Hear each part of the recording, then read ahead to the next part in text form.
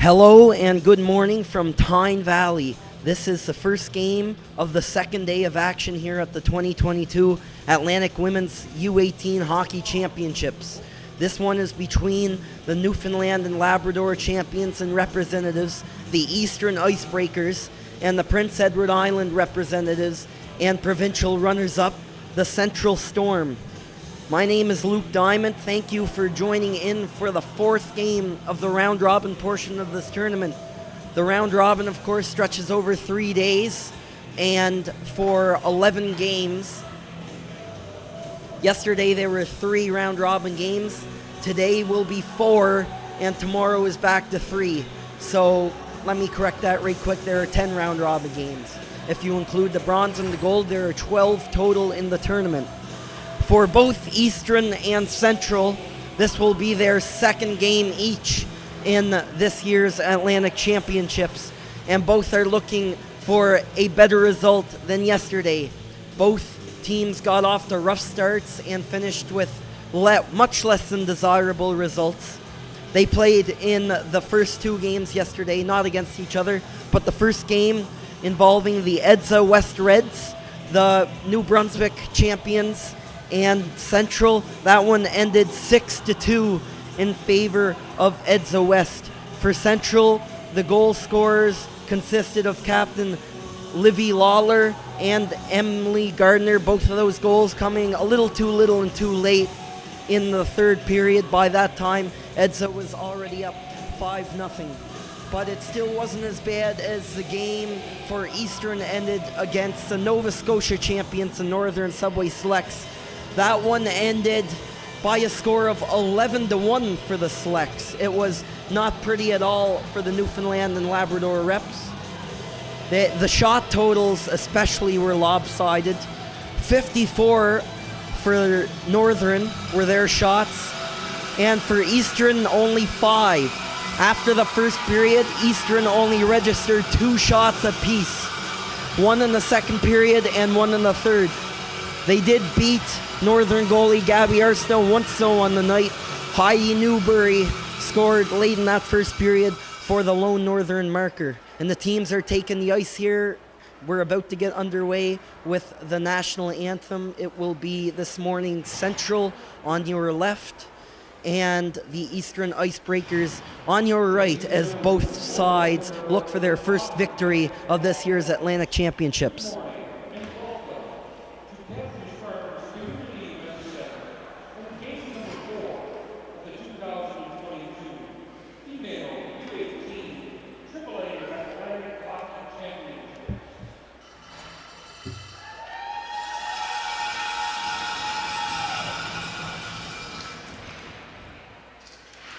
This morning's game features the Central Storm, representing Hockey TPI, and the Eastern Icebreakers, representing Hockey Newfoundland.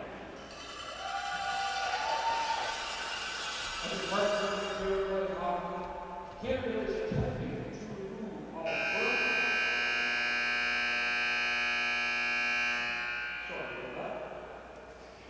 Hockey Canada is attempting to remove all verbal and physical abuse from sporting activities.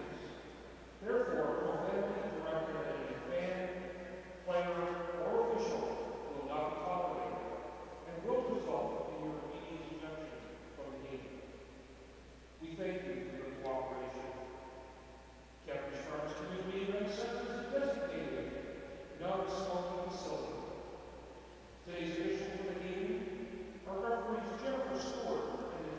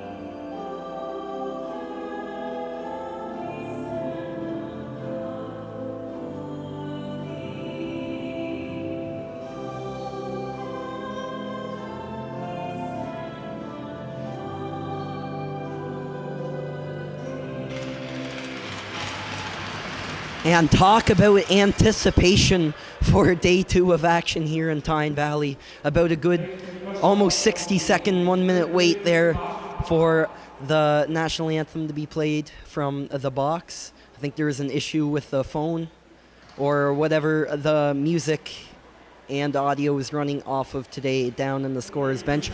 But now we're underway, so let's meet our starting goaltenders this morning.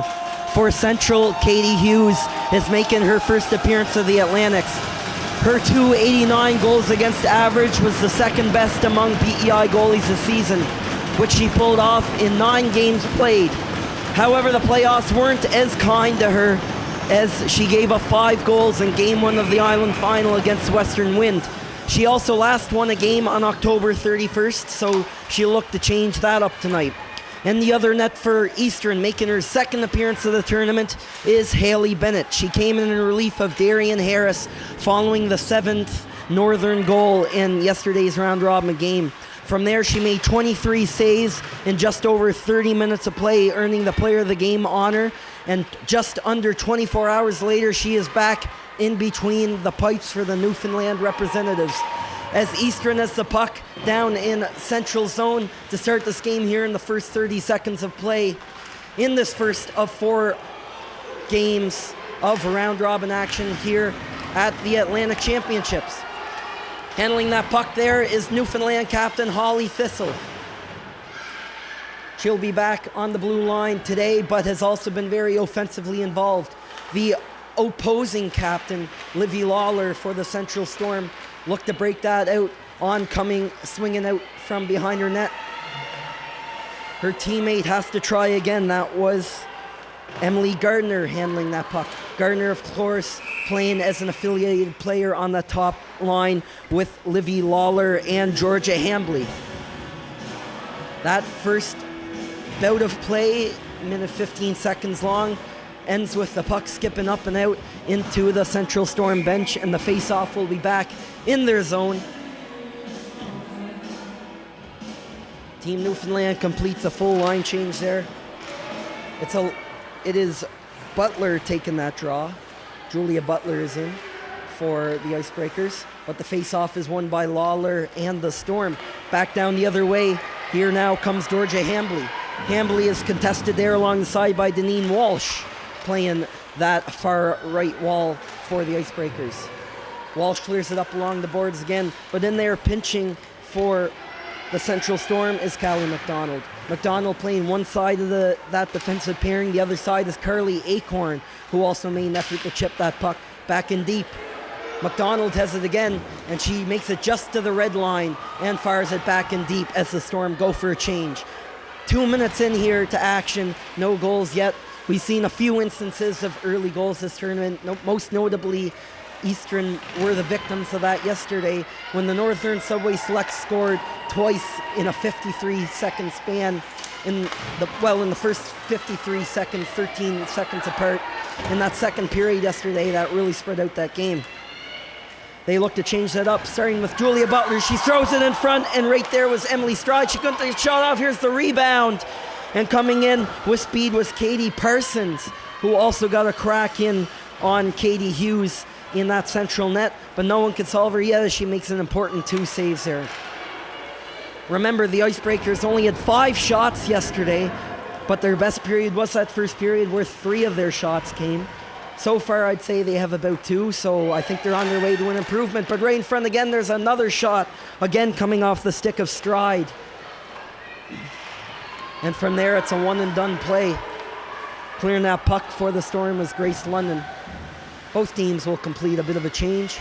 That pass is intended for Parsons, bouncing out to Kayla Batchelder.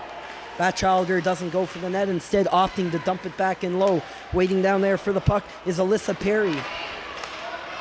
Perry down there had a little bit of help from her teammate, Cassie Gordon. Perry playing on that line with Gordon and Brooke Walsh this afternoon. Yesterday, Paige Hancock was on that line with Walsh and Gordon. Few line changes today for the Central Storm side. Looking for a bit of a boost and getting that shot off is assistant captain of Eastern, Haley Ryan, and that is paid away by the left pad of Katie Hughes. She's been a bit busy to start here. All alone out front with the puck was Brooklyn Kitchen, and bombarded with shots these last few minutes has been Katie Hughes, but she has been standing tall early in this game. And sometimes it is a bit of a blessing to get a bit of action here in the first few minutes of the game, so you're not the cold goalie at the other end. That might stand to be a challenge later on with Haley Bennett. We'll see how it plays out, but making those first few saves are always important as a goalie in this tournament. Holding the line really well there for the Icebreakers is Maggie Bussey. The Storm finally get it out. It's Paige Hancock. Hancock slamming it along the boards, but challenging her with pressure here is Brooklyn Kitchen. Kitchen just had that opportunity there in front of the net. And the puck will go back and forth over that blue line. It'll be offside. 15:40 here left in the first period. Teams are still tied at 0 goals apiece.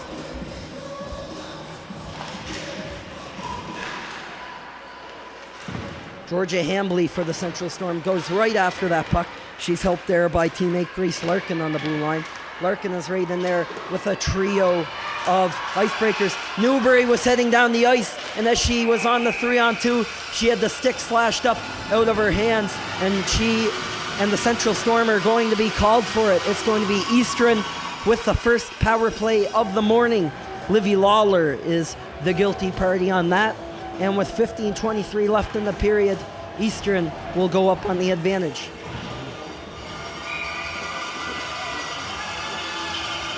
Here's the face-off, and that is won by Central and immediately sent the length of the ice as the power play starts out favorably for the penalty killers from Central. Holly Thistle is going to lead this breakout. Going up the ice, pass intended for Rachel Hopkins, but it misses, so that is going to be an icing call against Eastern. The face-off is coming all the way back near Haley Bennett and net.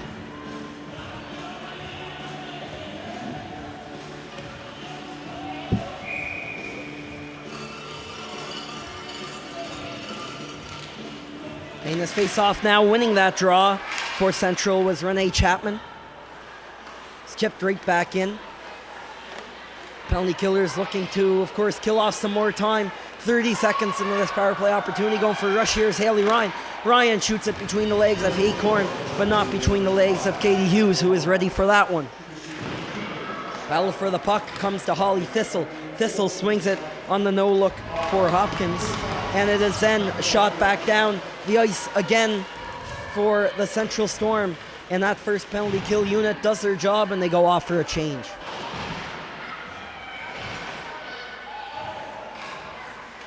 Central has the puck again. Callie McDonald dumps it back in the corner, and the defense for the Storm will go off on a change. 50 seconds left in this first power play opportunity of the morning. Clearing that into the zone is Katie Parsons for Eastern. Parsons is right there on the dump and chase as well, doing her job going after the puck. A Storm killer freezes the puck there for a good 5-10 seconds now, and it is enough to freeze the puck. And as a result, that face-off will go outside.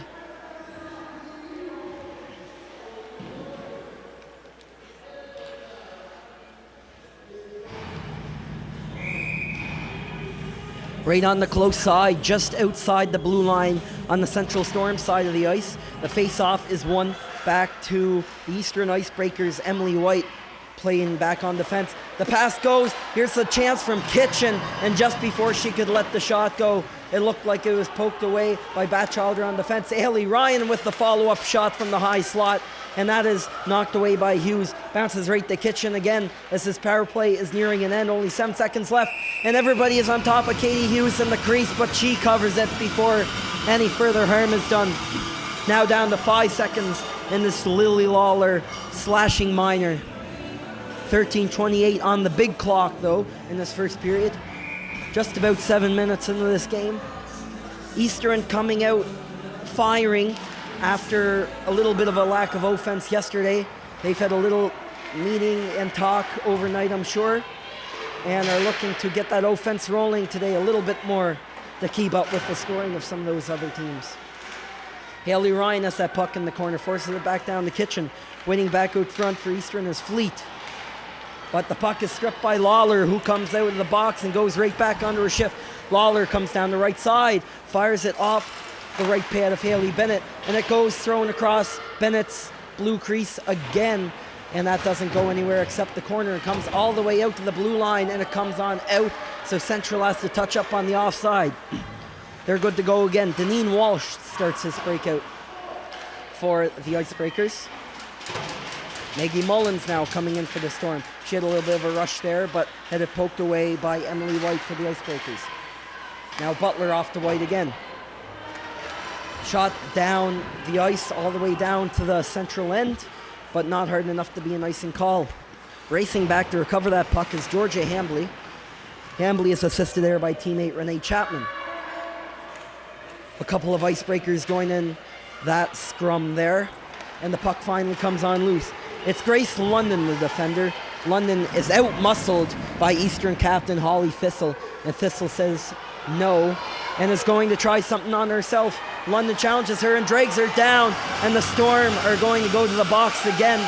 Grace London will be charged with that one, and it is going to be the second Eastern power play of the morning. 11:54 on the clock. Pardon me, it will be Grace Larkin tied up there. The other Grace on the Central Storm team. There are two, Grace London and Larkin, both playing on the blue line for the squad. But it will be Larkin off to the box. Eastern had a strong showing on their first power play, couldn't score. One of those stars on that first advantage was Brooklyn Kitchen, who lets the shot go, going for that high blocker side on Katie Hughes, but that is off the stick and up off the black netting over the goal. And the face-off will stay inside, though, as it is deemed to go off a Central Storm player. Looked like Katie Hughes got a blocker on it, but there's also a few flailing sticks up on high. The face-off is won back again by Eastern. Brooklyn Kitchen down in the corner for Haley Ryan. Ryan playing that half wall on the close side. Swung back around for Rachel Hopkins, playing the half wall on the opposite side. Playing down low in the net front is Abby Fleet, but Fleet could not handle that, and it is shot the 200 feet down by Central to clear that puck in just over 30 seconds into this 2-minute power play. Haley Ryan lost it in her feet, and the Storm comes in with immense pressure on his penalty kill, and in with the shot alone with it. That was a great chance by Emily Gardner for the Storm. She's had quite a tournament so far, but couldn't solve Haley Bennett on her first shot of the morning. Haley Ryan at the other end goes for a rush. No one was with her, though, as the power play unit changes up. Now going for a skate here for the Storm is Cassie Gordon. Gordon goes all the way, pressuring White at the other end. Eastern's had a tough time on a few instances, breaking out of their own end. They've seemed to establish it fine once they got across the opposing blue line. But now here come the Storm again. Here was a great chance by Paige Hancock, but Haley Bennett, despite not getting the Lions' share of shots, has been ready for everything. She's been challenged a couple times high, that time on the blocker, and she made the save on Hancock. The puck squirts on out now. Only 20 seconds left on this Eastern power play. For the last about 30, 40 seconds, it's been the Central Storm with a couple of opportunities down on the other end, despite missing a player as they are killing that penalty. Now coming on the rush is Katie Parsons. Parsons couldn't cut in toward Katie Hughes and the Central goal, though. And that will do it for that penalty. Eastern is 0 for 2 on their power play. That one wasn't as good looking as their first one. They had a little bit of pressure, but couldn't sustain it. Central Storm's Alyssa Perry is going to chip that in out there on the line with Molly Doyle and Brooke Walsh for Central today. A little bit of a line change for this Storm team. They all played on 3 different lines yesterday. Now walking in with the shot is Mullins. Mullins had the wrister, and it is Haley Bennett coming up with the save as we cross the halfway point in this first period. still a scoreless game between the Central Storm and the Eastern Icebreakers. This live stream is brought to you by Township Chevrolet, PEI's #1 dealership. Face-off is on the close side to your right. Lily Lawler was in there on the draw against Haley Ryan, but Ryan won that face-off for Eastern, but comes right back over to Central. Pressuring her is Lawler and Grace London out front. London is right at the net with Lawler, but Haley Bennett pounces on it to cover it once more, and we'll get a face-off right where we were 20 seconds ago.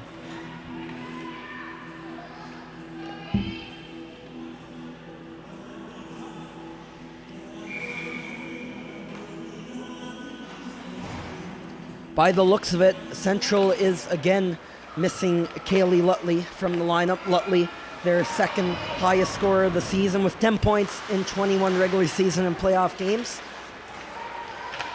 So that, as we see here with the performances of players such as Hambley and Gardner, Central will be looking to make up that scoring in other ways. Going for a lap around, as speaking of Hambley, here's Hambley with the long wrister. That hits a body in front. There's a lot of traffic there, and it trickles back to Haley Bennett in front of the Eastern net, and she makes the save.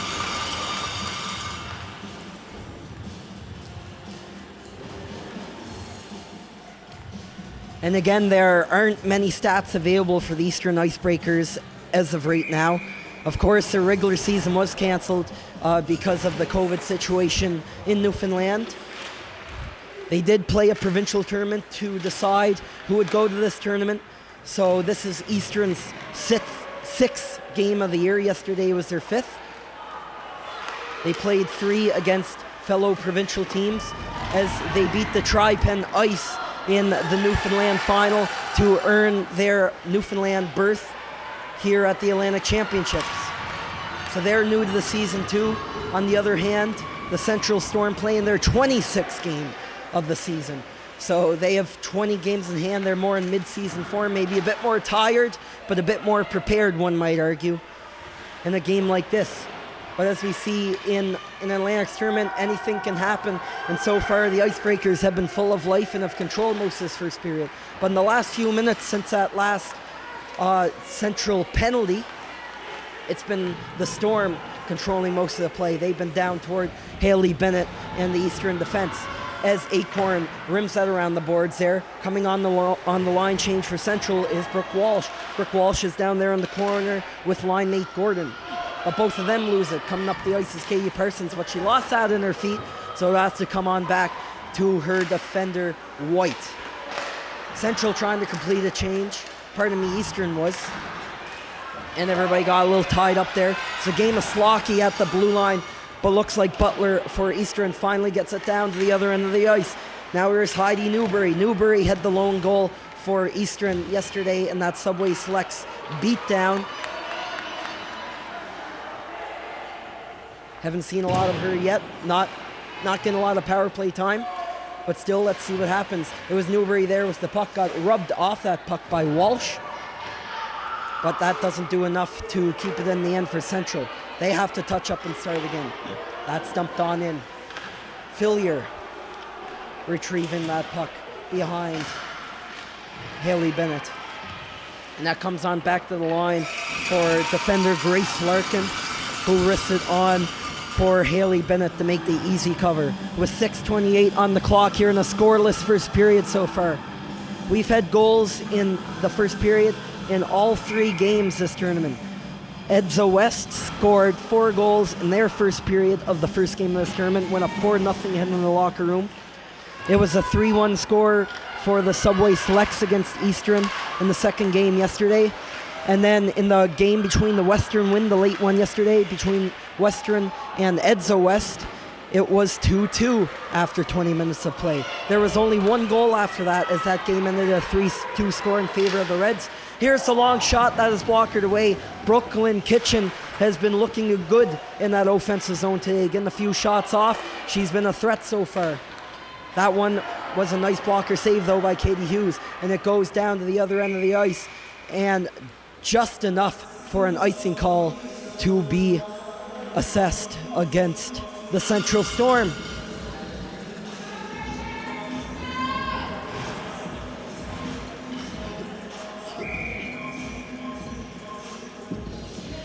And although with this round robin format that not every game is a must win, one would think this is an important one between two teams that had less than fortunate games, as Haley Ryan hit a post there. Less fortunate games against some good teams from New Brunswick and Nova Scotia. There are only 2 spots in the final determined solely by round robin results, and one team of the 5 will not make it to Sunday. So one would think one of these teams would have to come out with the win here, as this could be a crucial match in determining who will make it to Sunday in one way or another, or at least to keep their gold medal aspirations alive. Toying with that puck for Central is Renee Chapman. She tried to pull a move around, but Captain Holly Thistle has been a rock on that eastern blue line and forces that puck on out as she goes for the change. That puck now out for Eastern is White, and that's quickly intercepted by Central's Cassie Gordon. Gordon is in there with Walsh, but she couldn't hang on. Coming back the other way is Abby Fleet, but not before a whistle. It's a cross-check call, and I think that one is going to be assessed against Eastern. And now we'll get a first look at the Central Storm power play, their first of the day today. That one going against Eastern's Rachel Hopkins, as mentioned, a cross-check. As Livy Lawler goes there in the draw against Eastern's Haley Ryan to the right of Haley Bennett. And Ryan wins that draw for the penalty killers. They're unable to get it out though as Batchelder holds the line. Livy Lawler dancing around at the top of the circle. Batchelder lets the wrister go from distance, and that's batted away from Bennett. She was ready for that. Lawler back to Batchelder at the same spot. Return pass to Lawler. She lines up at the spot, and the tip by Brooke Walsh sails over the net. Swung along the boards there to Batchelder, and she wasn't there in time, and that goes the length of the ice. 30 seconds into this first Central Storm power play opportunity of the afternoon. Katie Parsons gets that puck back at her own blue line and sends it in behind the Central Storm net the other end. And the Icebreakers get a nice and early change of their penalty kill units.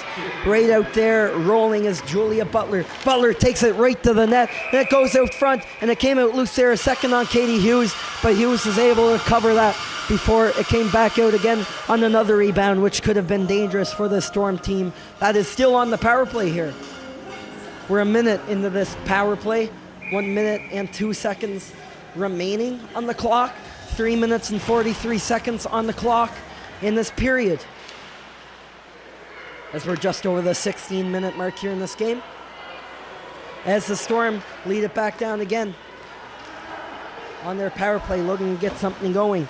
That pass was intended for Molly Doyle, but it is again shot out, this time by Holly Thistle for Eastern. And coming in with that puck is Fleet. Abby Fleet in the breakaway. The shot blows wide of the net. Oh, so close there. And that was Eastern's best chance of the game, coming on the penalty kill. Short-handed for Abby Fleet, who stripped Batchelder on defense, I believe. Pardon me, that was Carly Acorn on defense. But nonetheless, the puck doesn't go in. It's still scoreless. There's going to be a whistle there, but it will be a high stick charge against Central. And with 20 seconds left in this penalty, the puck will come all the way back down on the face-off to Katie Hughes left on the far end of the ice toward the Central bench.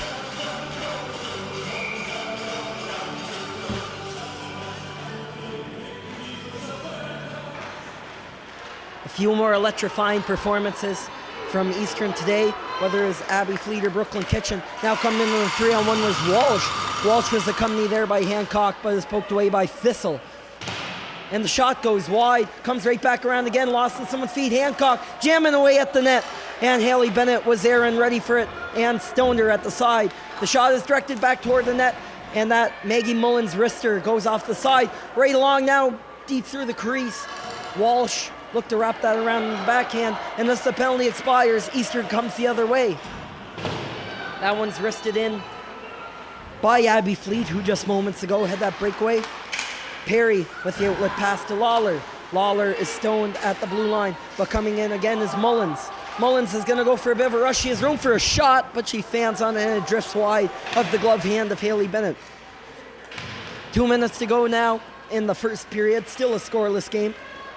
Despite 3 power play opportunities combined, 2 for Eastern and 1 for Central, no one is able to yet beat Katie Hughes in the Central net or Haley Bennett in the Eastern goal. Clara Fillier on that Eastern blue line, lost it.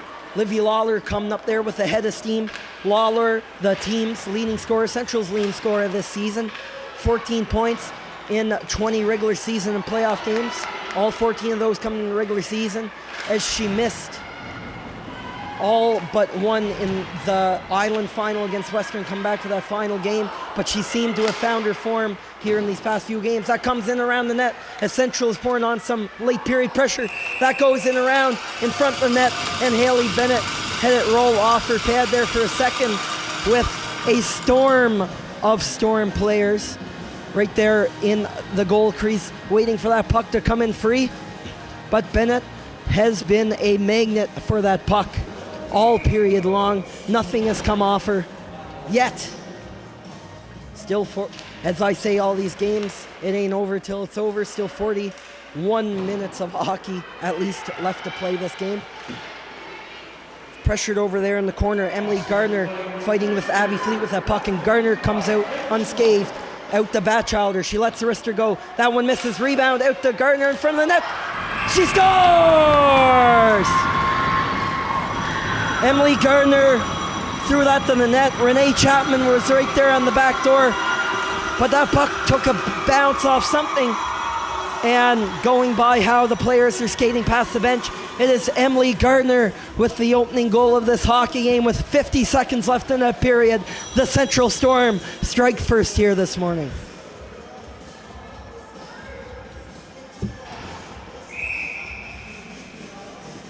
And what a tournament it's been for Emily Gardner. What an impression to make, as mentioned, as an affiliate player with this team, coming up playing on that top line with Livy Lawler and Georgia Hambley. She now leads the team in scoring this tournament very prematurely in this Atlantics tournament. She has 2 goals on a goal per game pace in this tournament. That's a great way to make an impression on the coaching staff. Leading this rush out is Julia Butler, who was stalled pretty quickly by an aggressive Central forecheck. A forecheck that has taken over in the second half of this period. Coming in on that late period attempt was Holly Thistle. 10 seconds left in the period. Thistle tried to center that pass, and it is picked off by Cassie Gordon. She's going to fire it the length of the ice with 0.9 seconds, a fraction of a second left on the clock, and looks like they're going to do the face-off, as the clock did not entirely run out. So one last chance here for the Icebreakers to do something. They have virtually no time, but hey, we've seen crazier before. It will be the lone goal scorer from this team in this tournament, Heidi Newbury, taking that face-off. The goalie's going to be pulled. Haley Bennett heads to the bench. The extra attacker is on, as there wouldn't be enough time, theoretically, for the Central Storm to shoot it the length of the ice in less than a second. Would be pretty hard to, but they're going to give it a try. Goes out front, and it came right to the stick of Maggie Bussey of the Icebreakers, but there is no shot on that. That Katie Hughes has to worry about, as after 20 minutes, the PEI faithful are cheering loud and proud as they take over in that second half of the first period. And it is Emily Gardner scoring yet again for the Central Storm team to give the PEI representatives their first lead of the tournament. They are up 1-0 after 20 minutes of play. We'll be back for the second period here after the flood.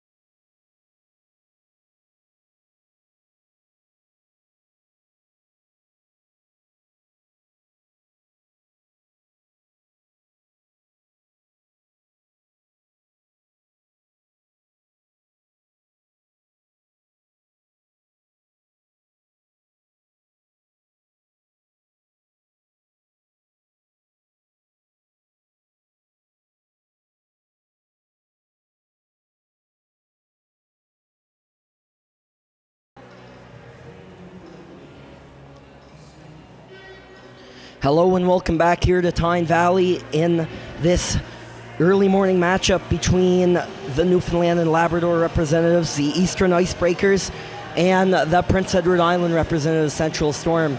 As the teams prepare to take the ice, we got a bit of sad news in the world of hockey. We learned over the intermission as Montreal Canadiens legend Guy Lafleur passed away this morning. It was announced by his family and online. The highest scoring player in Montreal Canadiens history. Really sad news to hear, and it's been a really solemn year. A couple of weeks ago, one of the greatest goal scorers prepared to drop the period at the South Atlantic tournament. Her teammates Kayla Batchelder tries to get the breakout going, meaning, and that goes nowhere. Being a defender, she has been down in the opposing corner 200 feet from her own net lots this tournament. Ship Chevrolet here left in the second period, 2-0 in favor of the Central Storm. They scored twice yesterday against the Edza West Reds. Eastern Icebreakers, to the pleasure of this crowd that traveled all the way from Eastern. We're making Chapman, Lawler, and Hambly on the school. Is going to stop up just across the blue line. Behind the net is Abby Fleet as Chapman, Quilty from the tight angle that time, who will be called for the penalty. And the Storm are going back to the power play for the third straight time in the second. Face-off is won by the Storm. Back to Batchelder at the point, and that puck at Childer. Back to the shot by Doyle. Lawler is right there in front of the owner at the doorstep. Now chipped ahead. Here's the rush by Katie Parsons. Parsons swings it to a wide open Hopkins, and she couldn't believe that. She was all alone. Power play. It's going to be to the left of Katie Hughes.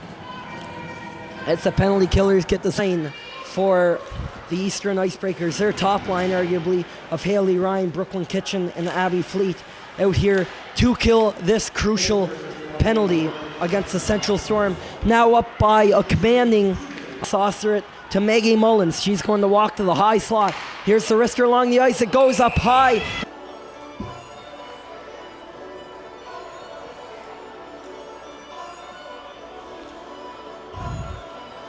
A quick change-up of lines there, but the Haley Ryan unit will stay on for Eastern, but this time it will be the Brooke Walsh line. An odd number of forwards in their attacking group, their offensive group. Here's Mullins. And that shot, it's a body. Brooklyn Kitchen is hurting after that one. That's who the puck hit, but she's staying out there. Now with a lot of pressure up the front there for Eastern was Clara Fillier. She does enough to backhand. She hits the side of the net with that one. Ryan over to Fleet. Fleet is toying around the back of the net with that one. Are tired after that rush to the other end of the ice and that 2-on-1 opportunity for Eastern. Chapman and Gardner is going to go for a skate. She cuts on out to the outside, almost tripped up, but she maintained a little bit of possession, but now she's going to chip it in as the Storm defenders change up. Held in at the line there just for a second, and now it squirts out back to Hopkins. She had a great chance in her last shift, but couldn't quite walk in there a tournament, but she's played a solid game so far and had a really nice shot there, but Haley Bennett held on with the trapper there as there are 2 minutes and 14 seconds left to play in this middle period. The Storm up by 3 goals. It is a 4-1 hockey game right now. 2 points in those 5 games played combined between regular season. Neatly grabbed by the Icebreakers and forced back up the wall. Doyle, Molly Doyle, tried, and it's a weak wrister up high that Haley Bennett grabs, much to the delight of the fans. Certainly to the craziness that came from COVID and the recent Omicron waves of the virus, Hockey Canada opted to host the Esso Cup and the TELUS Cup, the TELUS Cup being the same age group except for the men, at a neutral location from May 16th to 22 in Okotoks, Alberta. Okotoks, since the Esso Cup is still a few weeks away, there's no doubt Eastern would be making the trip back home, but they have a long way to go before they have to worry about anything having to do with Esso or Okotoks, as they have the puck bounce out to them in front of Newbury. Late period chances. 80 Persons finds Brooklyn Kitchen, now playing at the point, back to Persons. Persons in the pass out front for Haley Ryan, and she scoring that late first period goal. They add 3 in this second period. Scoring her second is Emily Gardner, and is helped out by Georgia Hambley and Brooke Walsh with their firsts of the tournament. Responding on the Eastern Icebreakers side was Abby Fleet off a nice pass from Brooklyn Kitchen. Championships.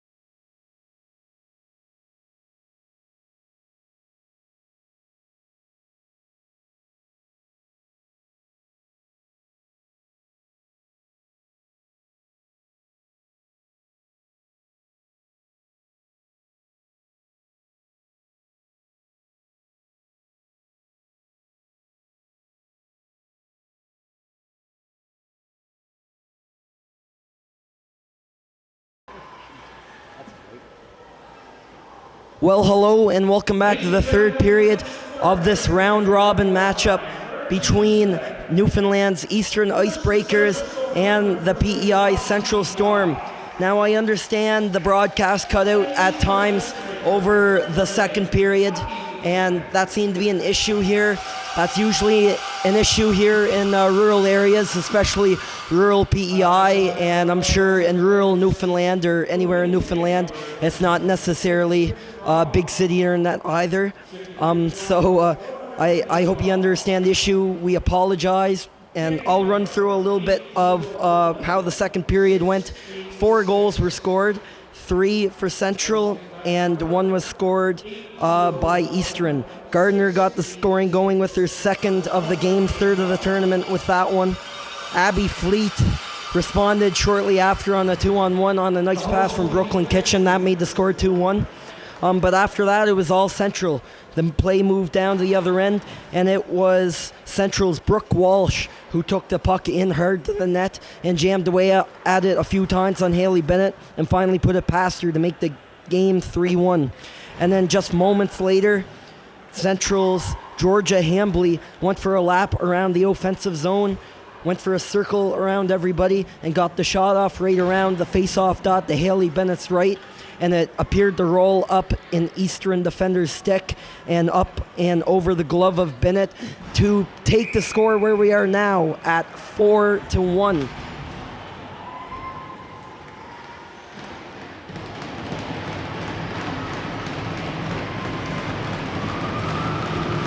Both teams are playing twice today. Both the Eastern Icebreakers and Central Storm are preparing for their busiest days of the tournament. Eastern will play at 4 o'clock again for their second of 2 games today, which will be against the EDSA West Reds of New Brunswick. The Reds, of course, pulled off 2 wins yesterday against the Storm and the Western Wind in yesterday's late game. So the Icebreakers will have a tough challenge there against a rested 2-0 team. And for the Storm, they will face the Western Wind in today's late game. Their 25th meeting of the season, regular season and playoffs included, and that one is sure to bring in as big a crowd, if not bigger, if that's at all possible, for later tonight.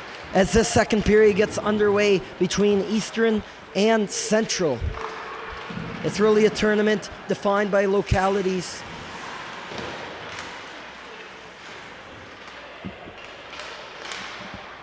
As I mentioned, a tournament really defined by localities, as Central is the name of a team. We have Eastern, Northern as well. Oh, did I mention the hosts, the Western Wind? We have really creative creators, ironically, of team names. EDSA West is a little bit more interesting. The West is still in there.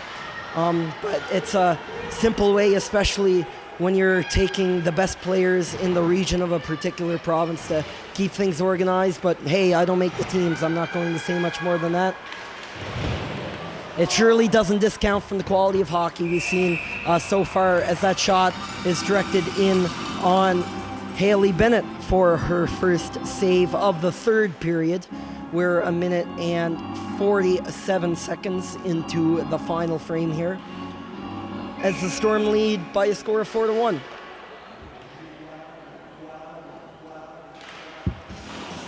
That face-off is won back, a big defensive zone draw won by the Icebreakers. They're going to get it out with the help of Newbury and Maggie Bussey chipping away at that at the blue line. It's going to go all the way back down behind their net again. It's Amber Cole tasked with looking to get that puck out.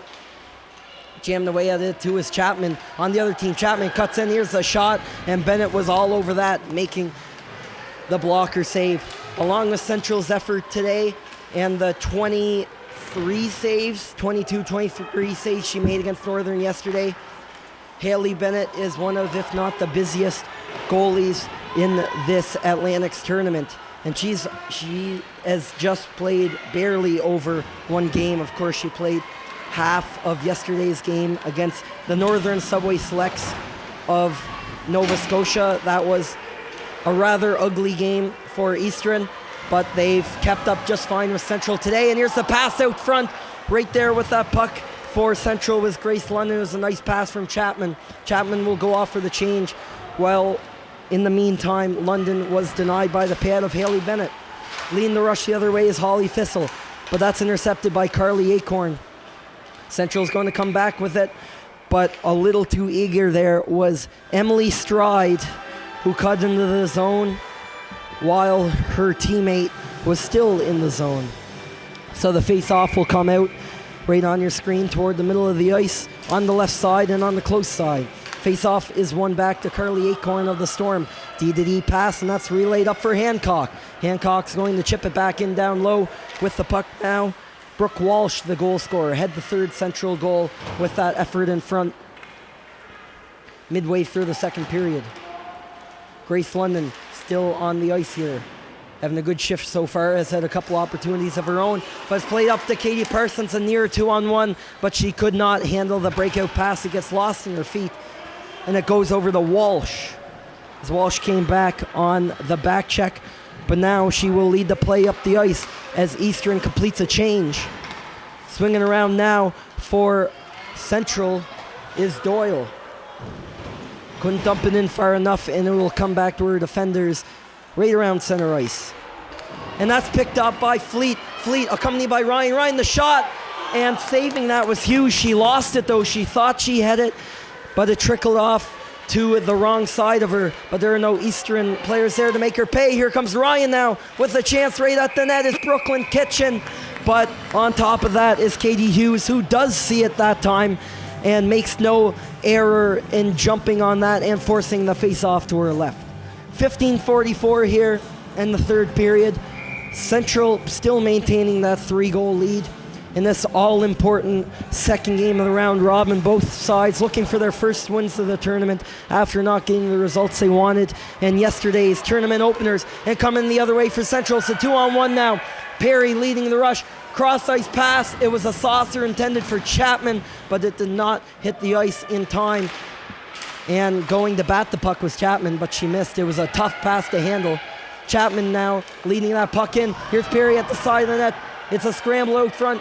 It's held up by a couple of Eastern defenders, and the plan works as they get the puck out. Fleet launches the pass for Kitchen as Fleet goes for the change, and as Kitchen pursues a pass that evaded her stick, she is not there quick enough as it is an icing call against Eastern.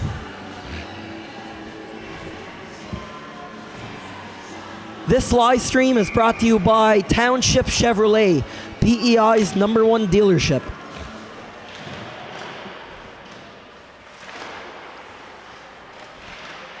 All the players, a good 5 of them, crowd along the half wall there, right after that face-off. But Hayu Newbury of Eastern emerges from the crowd and takes it all the way down to the other end. Eastern will have to score a goal here sooner or later if they want to get back in this hockey game, down by 3 against Central. And that's poked away by Brooke Walsh. Walsh, a 2-on-1 of her own, but she is held up. Great defensive play there by Amber Cole on the Eastern blue line, and that prevents the rush chance from materializing into anything meaningful on the scoreboard. Responding the other way on the counter is Julia Butler, but she is pressured by too many Storm players, and she's going to lose possession. Holly Thistle, right off the bench, is going to lead it over her own zone. She makes a couple nice moves around a couple players and steps off the side. Here's Thistle. The shot on the backhand is denied by Hughes, and it bounces in behind the net. Lawler was right there on the rebound attempt. Helped clear that puck out for Central. Now coming up the ice with it is Georgia Hambley, who has the latest goal in this hockey game, the 4th of 4 Central goals, and the one that made it a 4-1 game in the second part of the second period. Now here's Lawler, directs it toward the net on the ice there with Grace London, who is heading to the goal. It's a high-risk shot that was tipped high off the stick of Callie McDonald.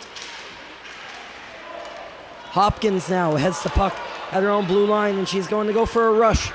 Katie Parsons is way over on the other side as Hopkins is left on her own, and she is body checked by Callie McDonald. She's going to get an interference call for that, and the Eastern Icebreakers are going to their 3rd power play of the game. Their first since their back-to-back advantages early in the first period. So this is an opportunity they can really use now with 13:20 left in the game, essentially. Down by 3 goals. And what a better place to start here now. Haley Ryan taking that face off for the power play team, and she's going to win it. Brooklyn Kitchen back to the point there, sharing the blue line with Holly Thistle. Thistle is on that far side, but right now it is Kitchen and Haley Ryan playing hot potato. And that bounces out front. And right driving that net was Abby Fleet. She was right there buried under a pair of Central Storm players. Bounces out to Thistle. Here's the shot, goes wide. The rebound almost came around to Fleet on the other side. And the pass is intended out front for Haley Ryan by Hopkins, but nothing happened off that. Thistle bounces in down for Ryan. Ryan has time and space for the shot, and she is denied again by Katie Hughes, who continues to stand tall. Hughes has not been beat today, aside from that beauty of a shot from Abby Fleet earlier in the second period. And aside from that, which most goalies couldn't stop anyway, she has been perfect. 1 minute left on this Eastern Icebreakers power play, their third of the afternoon. Haven't scored on any of their opportunities yet, and now the puck is way down in their end as an aggressive forward check led by Hancock, and Walsh keeps them down there for an extended period of time. Now Butler leads a rush from the blue line down deep into the Central Storm zone. Joining that rush now is still Holly Thistle and Abby Fleet at the end of long shifts, and Fleet's going to go to the bench. 30 seconds now left in this power play. Butler tried to hold the wall, but Walsh came up with a head of steam. Butler's going to get it back, and right off the bench in stride was Emily Stride, going to pick up that pass. Didn't quite get to her, but nonetheless Katie Parsons takes the puck into the zone. That was only for a brief moment, and the puck is fired down the ice as preparing to leave the box is Callie McDonald as his power play is about to expire, but not before Butler walks into the zone again, gets a shot off, but misses. That one is fired off the side of the net from an impossible angle by Stride. Stride now carries it in behind the net. Butler is with her, and she's taken out from the feet by Hillary Quilty. But that's going to lead to a rush for Central. Drops back to the line for Mullins. And that hits a stick and goes to Haley Ryan. Now a 3-on-2 for Eastern. Haley Ryan tries to make a move, powers on through, and she is contained by Mullins. And there's going to be a penalty again coming to the Central Storm here, likely on Mullins for hauling down Ryan. There's the shot, and on the rebounds, Mullins will touch up and head to the box here. I think the call is interference. But Eastern will again have back-to-back power plays. They didn't quite get it going on that first opportunity. And they'll have another crack at it here. Ryan and Abby Fleet getting a lot of ice time for Eastern this period. They're being heavily leaned upon. Holly Thistle also out there a lot on defense. And that's who has the puck there off the one face-off by Ryan. Thistle and Ryan going back and forth. Brooklyn Kitchen up there in the high slot. And Ryan walks in. Here's the shot up high, and it is off the arm of Hughes. I'm not sure she saw it, but it's enough to give her team time and space to clear that puck out. Abby Fleet was the intended receiver of that pass, but it bounces off her stick, and Central will punish them by sending it the length of the ice 30 seconds into this second straight Eastern Icebreakers power play. Julia Butler is going to lead the rush this time. She's going to power through one player, but not quite past another. Callie McDonald, who just served the first penalty, is on the ice as one of the killers for Central right now. And here's the shot. Couldn't get it out cleanly. Brooklyn Kitchen holds it in. Holly Thistle lines up on the one-timer, but her shot is nowhere near the net. Powered in back down again to Butler. Butler is helped out there in the corner by Katie Parsons. Kitchen has a little bit of time to make a play. Pass to Butler. Butler couldn't jam away or put that toward the net close enough. Her and Parsons go to get the puck again in the corner. Butler's going to walk out in front. It's a loose puck at the side of the net. It was a scramble, and it looked like a great save by Katie Hughes right off the toe of her left pad there. And Lawler comes away with the puck. Livy Lawler in a breakaway. Here comes the shot. Steps off to the side, and she is hooked up by an Eastern defender, and there is no call on the play as she doesn't get the shot off on that short-handed breakaway. Now Eastern comes back the other way. Here's Stride. Stride has Haley Ryan with her. Ryan is a little bit off to the side for a quality shot, and she loses it to Brooke Walsh, who ends off that second straight Central penalty kill with a shot down the ice. That makes Eastern 0 for 4 on their power play today. Yet to score a power play mark of this tournament. But now Abby Fleet is down the ice, accompanied by Hopkins. Here's the pass, a shot, she scores!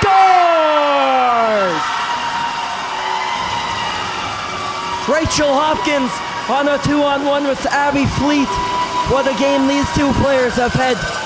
And with 8:22 on the clock, the Eastern Icebreakers still have life here in this game. It's 4-2.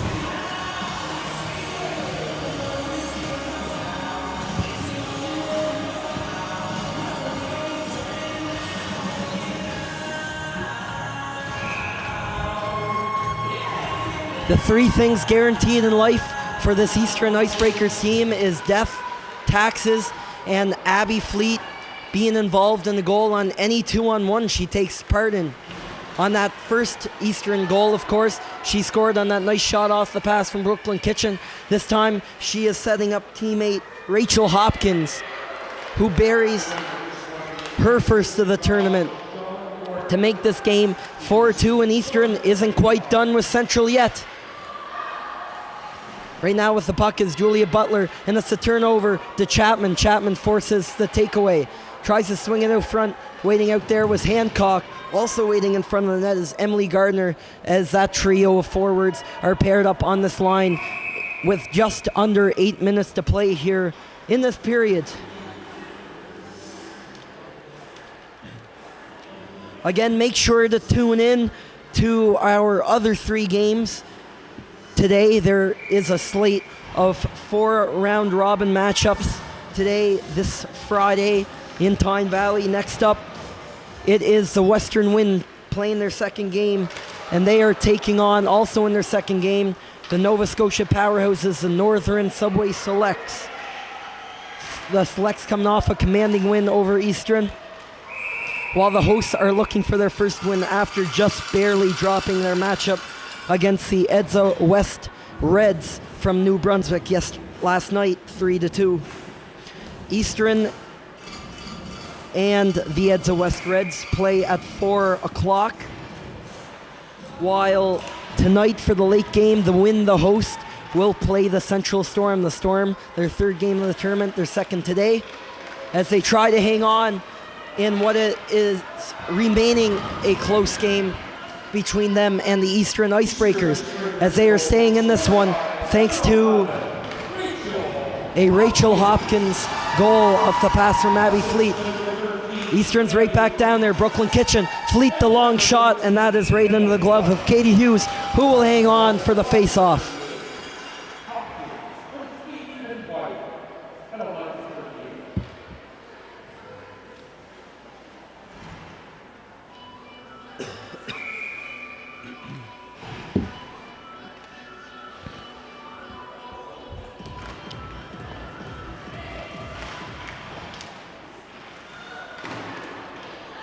And as we've seen from Eastern, they can score when they want to. They have 24 goals in 5 games played in their provincial championships. Haven't had the knack to put the puck in the net as much here in Tyne Valley, but as we've seen before, they can score in a timely manner. They were down 2-1 in the provincial final after 2 periods of play, so they're no strangers to comebacks. They would win that game 4-2. So they still have it in them.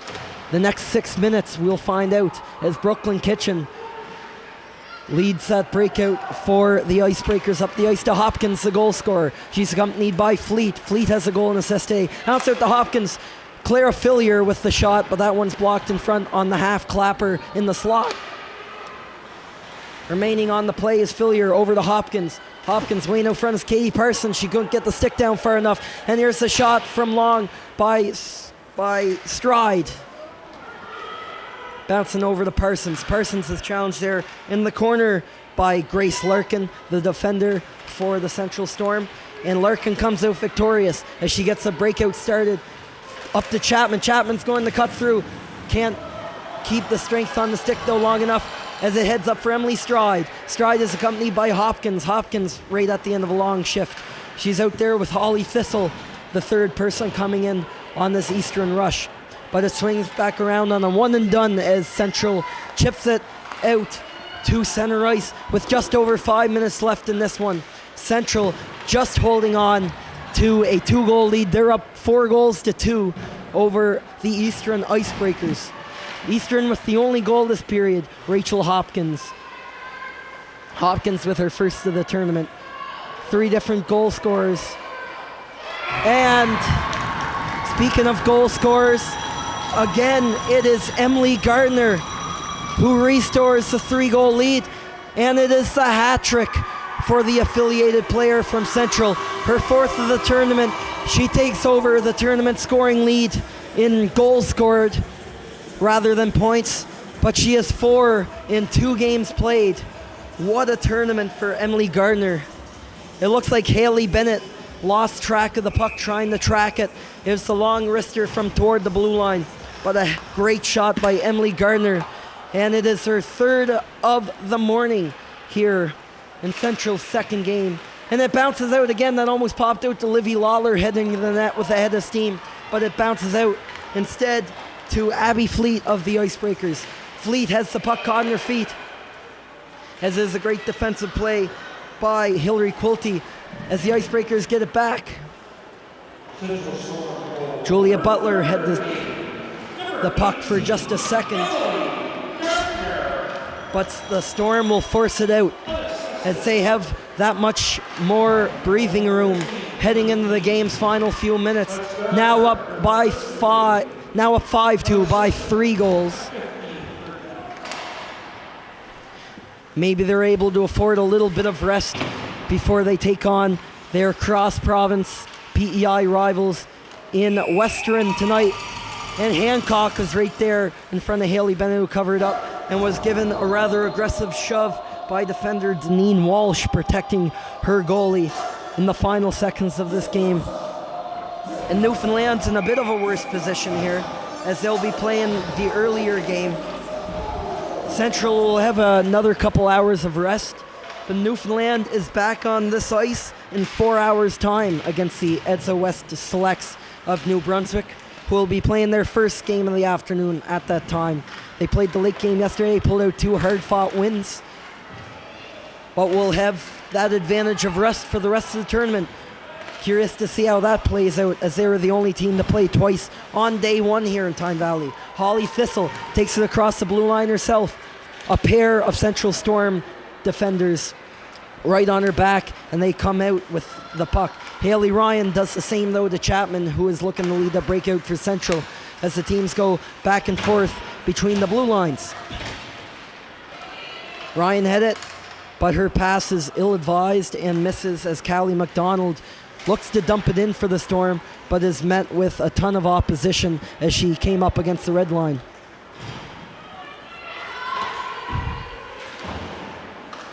Shot on back down the ice. Chapman leading that forecheck for Central, which is successful, as meeting her down there with a helping hand is Molly Doyle. Doyle pass went out to McDonald, who is looking to backhand that back on net, but the Eastern defender beat her there. Fleet has the puck along the right wing wall, and she is there just enough to attempt the dump in, but instead the puck is going to bounce on up off a Central Storm player on the bench for a whistle. With 2 minutes and 13 seconds left in this first of 4 games today on day 2 of the 2022 Atlantic Under-18 Women's Hockey Championships here in Tyne Valley, PEI. There are a total of 10 round-robin games this tournament, as Lawler leads the rush up and throws a rebound on net.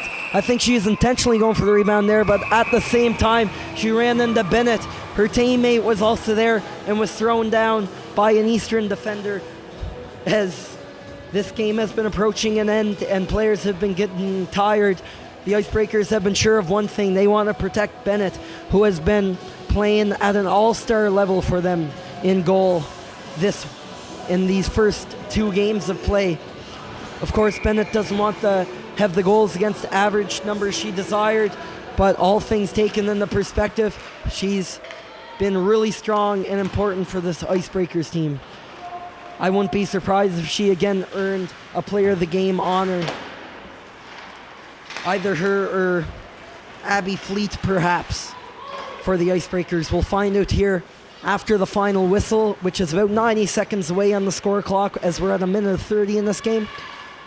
Bussy for the Icebreakers throws it back down, but just instead goes right to the Storm's sticks. Pushing that up ice is Georgia Hambley, right off a change. Coming off the bench for the Central Storm was Larkin, but her teammate was a wee bit offside. Walsh was a bit too excited there over the blue line. And the face-off will go outside with 1:11 left on the clock. Walsh will take that face-off, met up by goal scorer Rachel Hopkins. Hopkins had that third period goal earlier on for the Icebreakers. It doesn't look like it'll be enough though, as it is a 5-2 score as we're in the last minute of this hockey game. As Hancock fighting off Thistle, cutting to the net.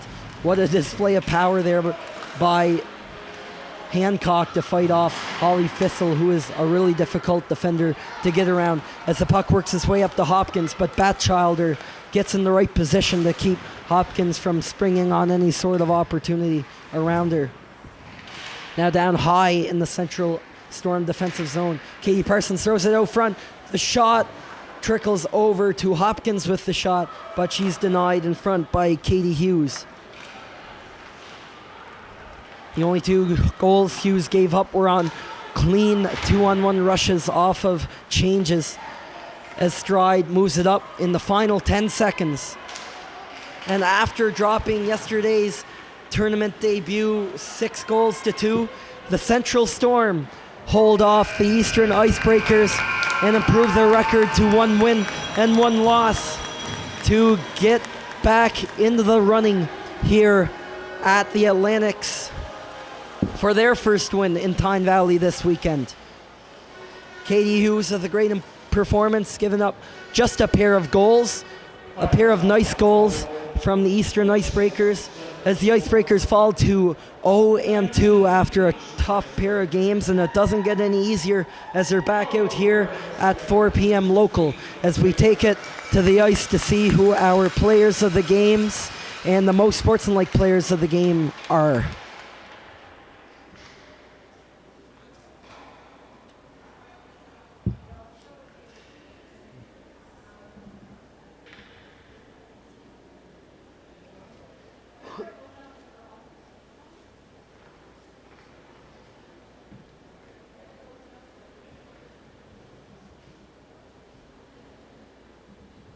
On this line, introduces Hope Raj from U18 AAA to present the players of the game to the respective teams.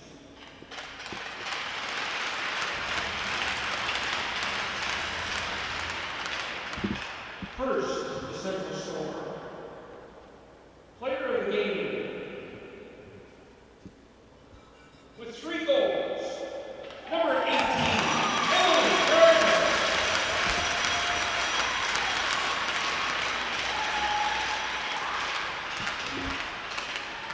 Most sportsmanlike player for the Central Storm, number 16, Georgia Hambley.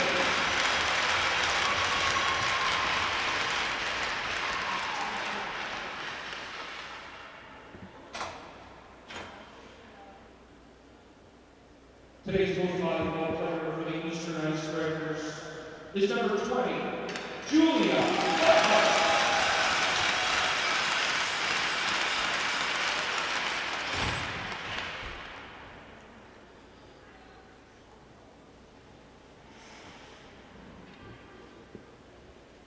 And for the most sportsmanlike player, number 10, Holly Thistle.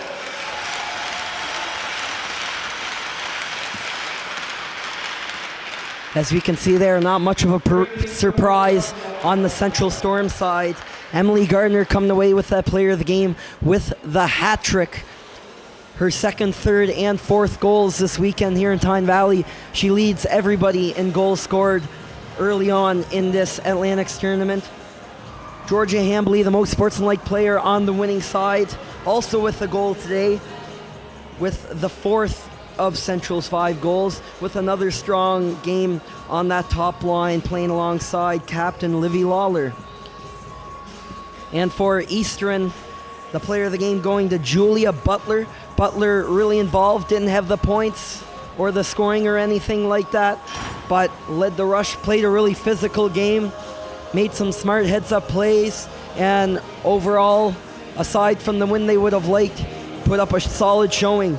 Also putting up a solid showing, Holly Thistle, who was a wall, as mentioned, on that blue line for the Eastern Icebreakers, but always doing it cleanly, not crossing the line, but pushing the rule book and giving it her all again. And Thistle is a key piece of this Eastern team. We'll see them again at 4 o'clock when they meet up with the Edsa West Reds of New Brunswick. But next, tune in again here in about an hour's time at 1 o'clock when the Northern Subway Selects of Nova Scotia take on what is sure to be another packed house here in Tyne Valley as the Western Wind play their second game and their first of 2 today. For next time, I'm Luke Diamond. Thanks for tuning into this one, and I hope to see you again this weekend.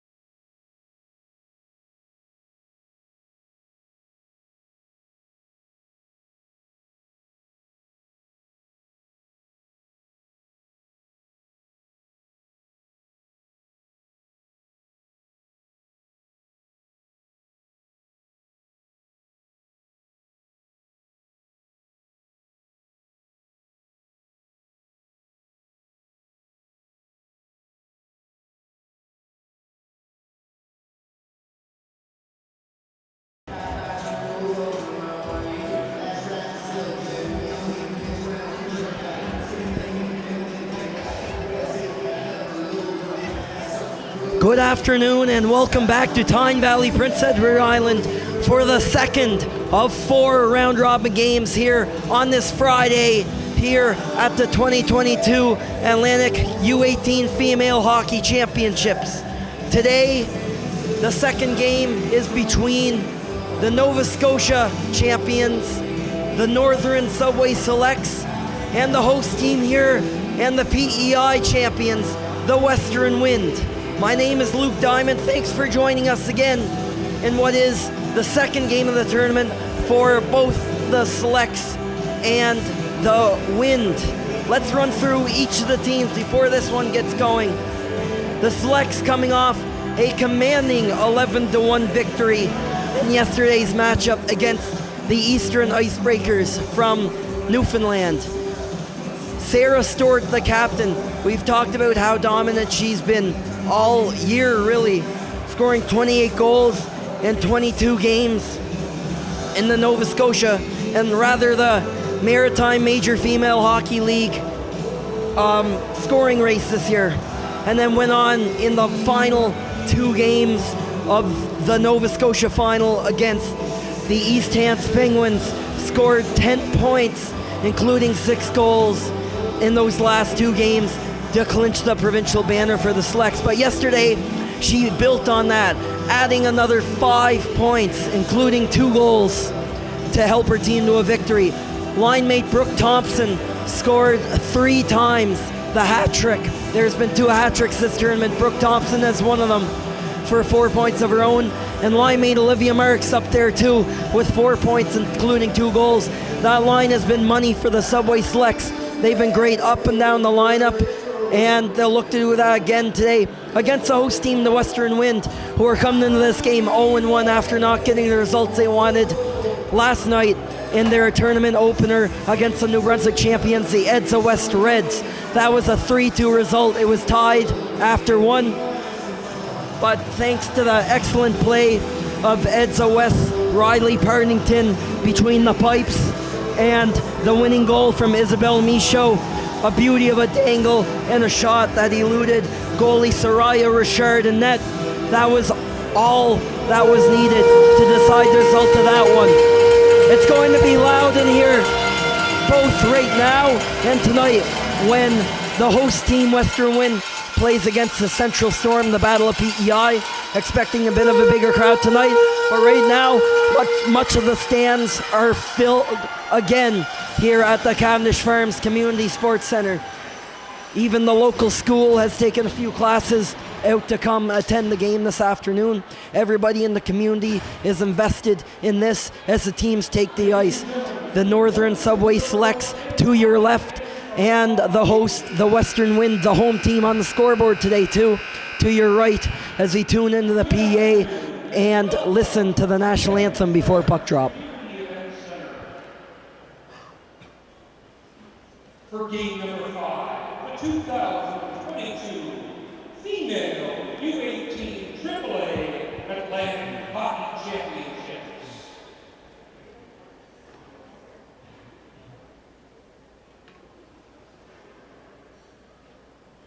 This afternoon's game features the visiting and your team, Western Wind.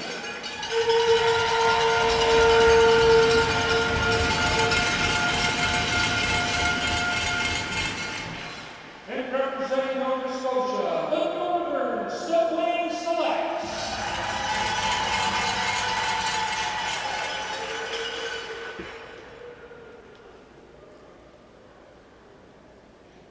As a partner in fair play, Hockey Canada is attempting to remove all verbal and physical abuse from sporting activities. Therefore, profanity directed at any player, official, or fan will not be tolerated and will result in immediate ejection from the game. We thank you for your cooperation. Cavendish Farms Community Event Center is designated as a smoke-free environment. At this time, I ask you to please rise if you're able to. Remove your caps and hats. For today's special presentation, Portugal, Canada, by Alana Dara and Abrida Couture. Take it away, girls.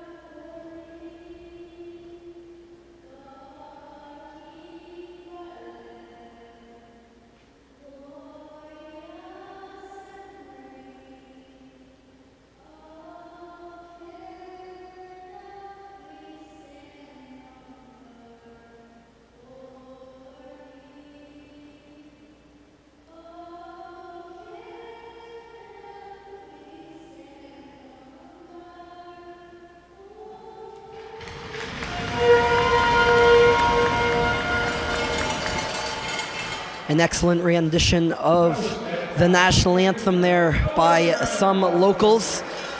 I definitely prefer that to the pompy one they play over the speaker in the rest of the games, but that's just my opinion. As each team is taking a lap around, giving their goalies some high fives before we get underway. And speaking of the goalies, let's meet them. On your left for the Northern Subway Selects, 6 of 8 of Georgia Burroughs' regular season wins this year have been shutouts. She's only allowed 8 goals in 10 games for a ridiculous 0.80 goals against average. She didn't get most of the starts in the regular season, but she played in all 3 games of the final, putting up another 2 shutouts. She's heading into this game holding a shutout streak of 197 minutes and 11 seconds. That is over 3 straight games of shutout hockey. And for the Wind, Maya Moffat is coming into her first game of the tourney on the right note, in net for Western's first game 2 of the finals. That finals win against Central, playing 1 game in that series. That was just her second win in 8 games played this year. So it hasn't been quite the season she's wanted in that department, but she has an opportunity to change that today against probably her biggest challenge of the season so far in this powerhouse team from Northern in Nova Scotia, as we're underway here in Tyne Valley. Starting out for this puck with the Subway Selects, Bree McPherson going for a carry. She's tripped up in the zone way down toward the Wind net near Moffat. And as 2 players collide for the puck there, it looked like it hit the netting, but play's going to carry on. I guess the puck just went really high there and stayed in. But after that, the puck will travel the length of the ice, but comes right to Georgia Burroughs, waiting at the top of her crease for that, and she's going to cover up and force the face-off to her left.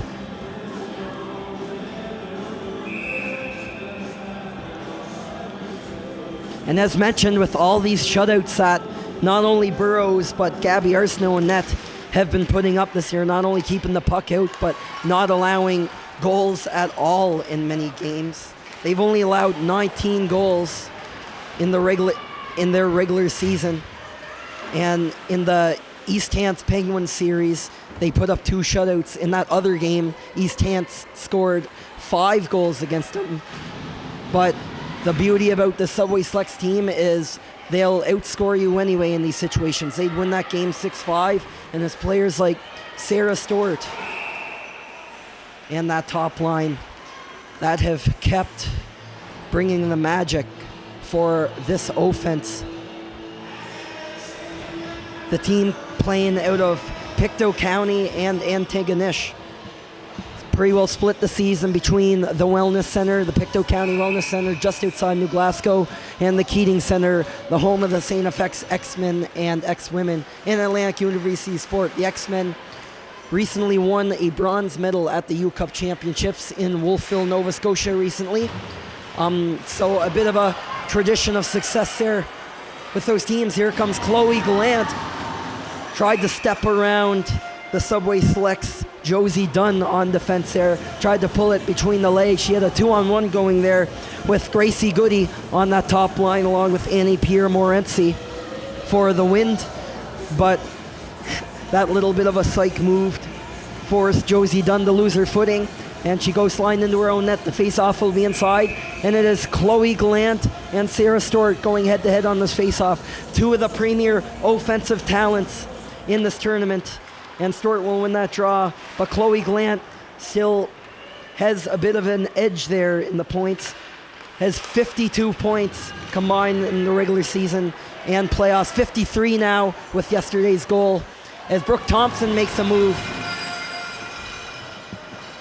Doesn't work out, but comes back to Stewart. Stewart is out front, and Thompson had that hat trick yesterday. And speaking of Stewart, Stewart isn't far behind Chloe Glant's 53 points. After all, she does have 15 points in her last 3 games, all playoff games played. So if you do the math there, she's definitely up in the 40-somethings there for points. So in essence, it's going to be a slugfest between these two number 1 centers. And they win the draw. Northern did. It was a cheeky play by Megan Smith to sneak it through the legs of the opposing center and get the shot off. But an alert Maya Moffat made the save there.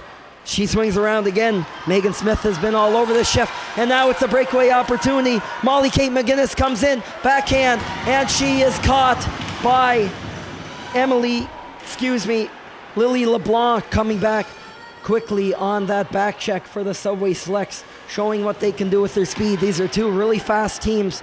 We saw it yesterday in the Subway Selects 11-1 win over Eastern. And the Wind can keep up and skate like the Wind, as we've seen yesterday against the Edsa West Reds. A lot of 2-on-1, 3-on-2 rushes generated just off that pure speed, as it's a giveaway in close. Sarah Fraser jumped in off the blue line to take it away for the Selects. Chasing that puck now and beyond the net is Ellie Clark. She's contested for it by Isabel Richards. Richards had a goal yesterday, the opening goal. Her and Gallant scored the tallies for the Wind yesterday as they fell 3-2 to the Reds. Banging away at it for the Subway Selects, Kenzie Greencorn forces that takeaway. And the outlet pass going in and up the ice again. Julia McDonald, Kenzie Greencorn crowded in around that center ice position. As the Wind try to squeeze in a quick change, that top line is back out there for Western. It slides all the way back down to the Selects end. Myraid McPherson starting that rush on up the ice, and that transitions over to Bree McPherson. Now back the other way, it's Annie Pierre-Morency, but she's pursued hotly by Bree McPherson. McPherson gets the puck just for a second as Goody is right there to give her a bit of difficulty, but not too much, as the big guns for Subway Selects are back out there. Olivia Marks leads the rush back in the end. First in on that forecheck is Stewart. Stewart swings it and forces it back up the wall toward the point, where covering is Brooke Thompson waiting for that pass. Stepping back in again is Marks. Marks had a caught in her feet. Bounces out to Stewart in the slot. The shot, and right up high. Maya Moffat was ready for that one, sticking up the right shoulder and keeping that one out. And here's a heavy shot from the point from Myraid McPherson, and that one sails wide up along the ice. And now Chloe Gallant was looking to pass that to Goody. Goody was heading for the bench. The door was open, but she's going to turn back around and secure possession, but instead they lose it to Stewart. Stewart is coming in. She's challenged hotly and closely by Emily McGuigan. Dishes off, right off the bench. Here comes a shifty Jalen Langill. She showed signs of life yesterday. Couldn't quite do anything with that there. Now the line of Ella Collins, Molly Kate McGinnis, and Bailey Jones takes the ice for this Wind team. Jones right in there first on that forecheck. And now McGinnis is back there to lend a helping hand. Now taking in the puck for the Selects, Ava Gano. Gano tried to swing it in around and beat McGinnis, Collins, and Greenan as well out there on the outside, but they're a little too late. The Selects will take a change, and as they do that, the puck slides by their bench for an icing call against the Western Wind. This live stream is brought to you by Township Chevrolet, PEI's #1 dealership.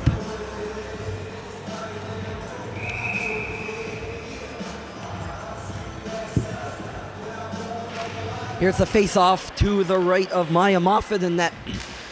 And the Selects are going to take, and that looked like a tricky, tough angle shot from Julia McDonald there, but that sails high and wide, and no harm is done. Amelia Drosh takes a buck up along the boards, but it bounces back down on the giveaway to Greencorn.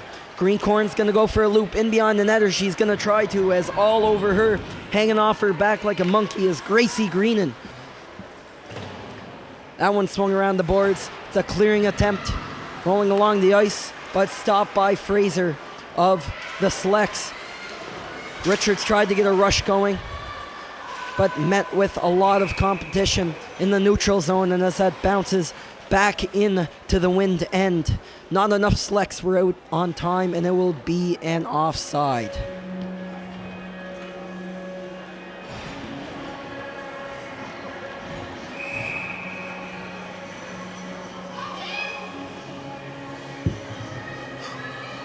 The face-off will be just outside. Sarah Stewart and Chloe Glant head-to-head again on the draw, and Stewart takes that draw. Just like that, business as usual for this top line. Olivia Marks is right in there. Stewart not lagging far behind. Marks finds Stewart, makes the move right over, back to Stewart on the return pass. What a relay play by Brooke Thompson to Sarah Stewart, but waiting for that, Maya Moffat saw that coming and got the left pad in front just in time. Avery Noy and Emily McGuigan are tasked with leading this breakout against this scary Subway Selects top line, and we just saw what they can do there in a matter of 5 seconds. It's Olivia Marks sailing in and forcing the turnover, and all of a sudden it's a 2-on-0 with Thompson and Sarah Stewart, who almost had her third goal of the tournament. She was that close. The face-off will remain in the win zone. And Bailey Jones and another player from the Selects get tied up. Looked like Megan Smith there. Smith is back up on her feet now. And a tricky play there with Jalen Langill dancing around a couple players. Here's the play out front, and the shot is right into the breadbasket of Maya Moffat, much to the delight of the home crowd here in Tyne Valley in this matinee 1 p.m. game. 12:32 left here in the first period of play. Nobody has scored yet, which must be a strange feeling for these two very offensively inclined teams. 78 goals the Subway Selects have scored just in regular season play, plus dozens more in the playoffs, including yesterday. Here's the shot in close. Another opportunity for the Selects. It was Lily LeBlanc drawing in close for a grade 8 opportunity in the middle slot. But Maya Moffat has had the start she wanted. Not too busy, not too late. Certainly no cold goalie in the Western Wind end. But that's not to discount the scoring prowess that the Western Wind has themselves. They have 77 goals if you include their regular season and playoffs. 79 including yesterday's results. So the Selects have scored a few more than them, but that is not to discount the host team's offense as well, as it is a rugby scrum in front of the Western Wind bench just inside the blue line, and not anymore, as the Wind win that battle and force Sarah Fraser of the Subway Selects all the way back. As the puck is poked away, everybody's onside. Julia Richards, it's a 2-on-1 with Green, and she tried to get the shot off, but coming back just in time is Josie Dunn. Dunn's made a couple of key defensive plays here in that 2-on-1, and also on Chloe Glant earlier in the game on that 1-on-1. But the Selects are tired and they need a change, so they're going to send it the length of the ice for an icing.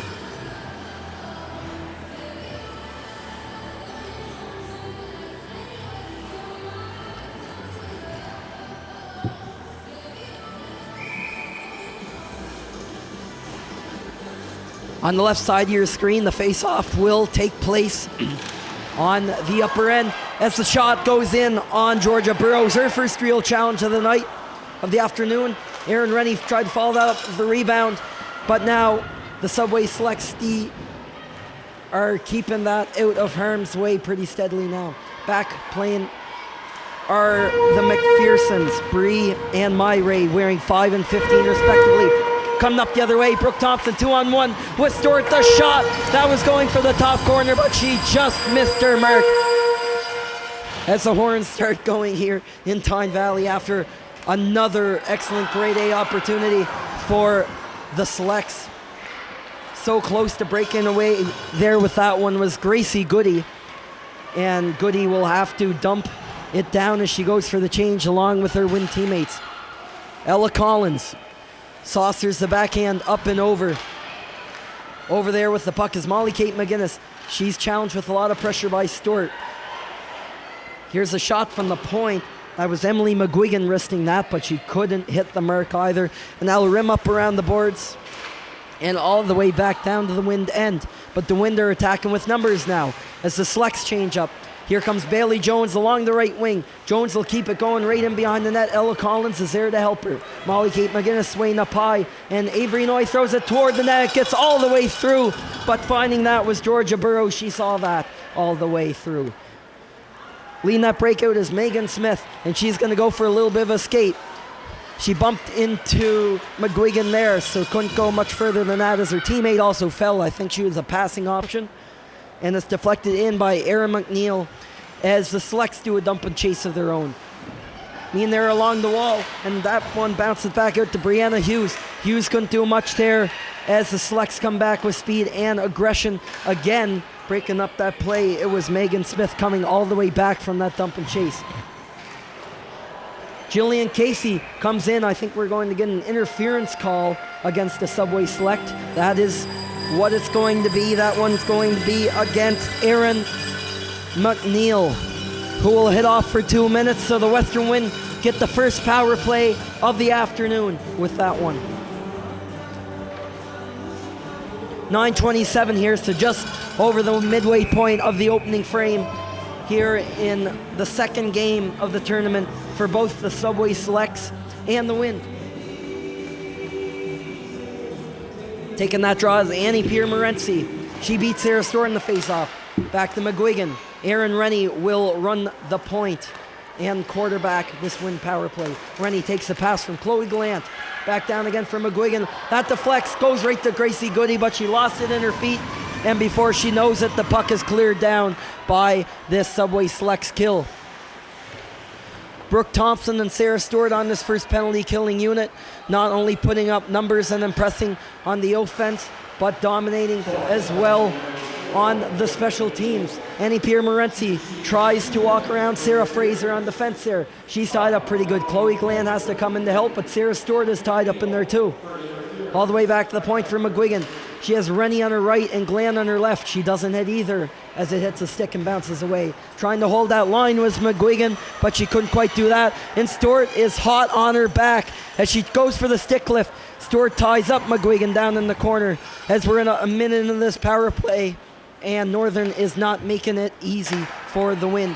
Morency now going in one-on-one, taking on McPherson as that bounced away, and coming in with speed there was Jalen Langill, but a good stick by Rennie keeps anything from happening there. 35 seconds left in this first penalty of the hockey game. Charge to Erin McNeil for an interference of the Subway Selects, but I think Northern is doing just fine keeping the pressure on as this power play is about to expire. Chloe Glant still out there, playing pretty near the full 2 minutes on this unit. There's a crowd around the scorer's bench there, right at center ice, as it goes for the cross ice pass over to Glant. But stripping her of that puck is Bree McPherson, who then dumps it in back behind the net there. The power play is now over for the Wind. Now 0 for 1 and counting, as the Subway Selects have few issues anyway. I don't think they gave up a shot even on that advantage. But now the Wind will look to get something going on the 5-on-5. They've had trouble doing that. A lot of speed coming from this Selects team early on this game, and they've used that to break up whatever win chances they've had so far this game. Battling behind the net, it's a tie-up between Ava Gano and Brianna Hughes. Gano plays that back beyond the net, and Hughes is going to take away. Bounces right out front. There was someone there. Also digging for the puck is Isabel Richards. And before anyone can do anything, Georgia Burrows finally finds it between someone's foot and covers up for the face-off. 6:34 left in the first period, and we still have no goals. But certainly with two offenses like this, it won't be long before someone solves someone. Brianna Hughes back in the corner there again against Gano. She's going to get a hand from Sarah Stewart. Stewart will do it herself here. And she's going to fire the stretch pass to Brooke Thompson. Thompson is going in there against two Win players. Win, drop back. Here's the shot through a crowd. That's off a skate. With that shot was Lily LeBlanc. And now it's a one-on-one for the Win. Gracie Goody. Goody almost had the puck there, but she is stripped on the back check. Now coming up, leading the rush is Gano. Gano was finally angled out by a pair of Win players down to the left of Maya Moffat over on the close side. Gano still keeping the puck in her possession. She's had a lot of puck possession on this last shift, Gano has, as the Win transition back the other way. Annie Pierre-Morency makes a move around, and she slipped it through the legs of the Select's Olivia Marks, but she was held off and was unable to retrieve the puck again for a clean breakaway on Georgia Burrows, who will cover up.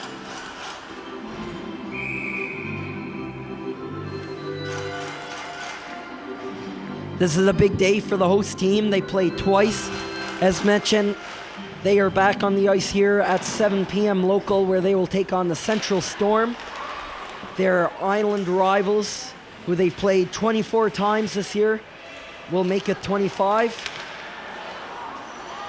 And then tomorrow, the Subway Selects will play their two games. First, the 9 a.m. game against the Edsa West Reds, and then the final game of the round robin when they play the Central Storm themselves. Ella Collins leading the rush down the other way for the Win. She's angled out cleanly along the boards by Dunn. Jones is down there, and Collins is back in the corner against Fraser. Collins and Fraser going at it, and Jones will make that 2-on-1, steal the puck back for the Wind. Immediately taken away again there by the Selects, and it'll be Sarah Fraser completing the breakout out of the zone, and now leading the rush up the other way is Erin McNeil. Here's the shot up high, and Maya Moffat positions that perfectly for the save.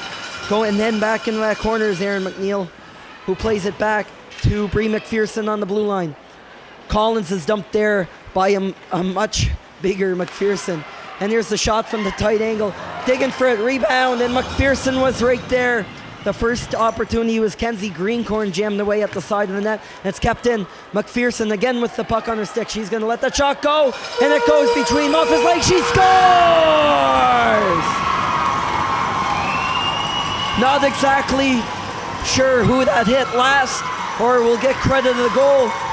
It looks like Kenzie Greencorn buried that at the last minute past Maya Moffat on what started with a Bree McPherson shot that took an insane bounce between the legs of Maya Moffat. It didn't go in at first, but Greencorn was in the right place at the right time, and the Subway Selects open the scoring.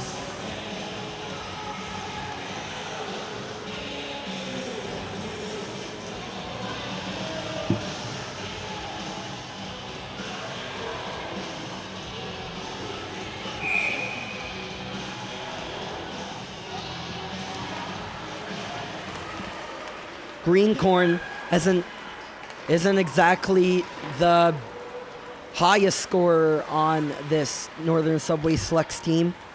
She had 2 goals and 4 assists in just 24 games of regular season action. And now she has her first of the tournament with that one.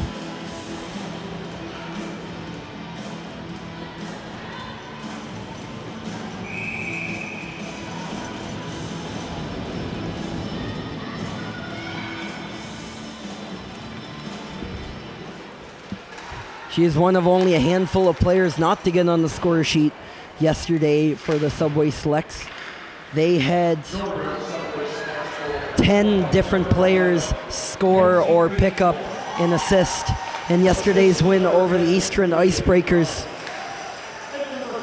So almost everybody got on the sheet there. Another one of those players to get on the board was Bree McPherson. She picked up 1 assist yesterday, and she picks up her second of the tournament with that one there on the opening Selects goal. With just over 3 minutes to play here in the first period of this matinee between the Subway Selects and the Western Wind. The Nova Scotia champions striking first. The stretch pass there was intended for Greencorn again, who would have had tons of time and space to go for a second, but the pass is a little too hard and a little too ahead, so it's an icing against the Selects.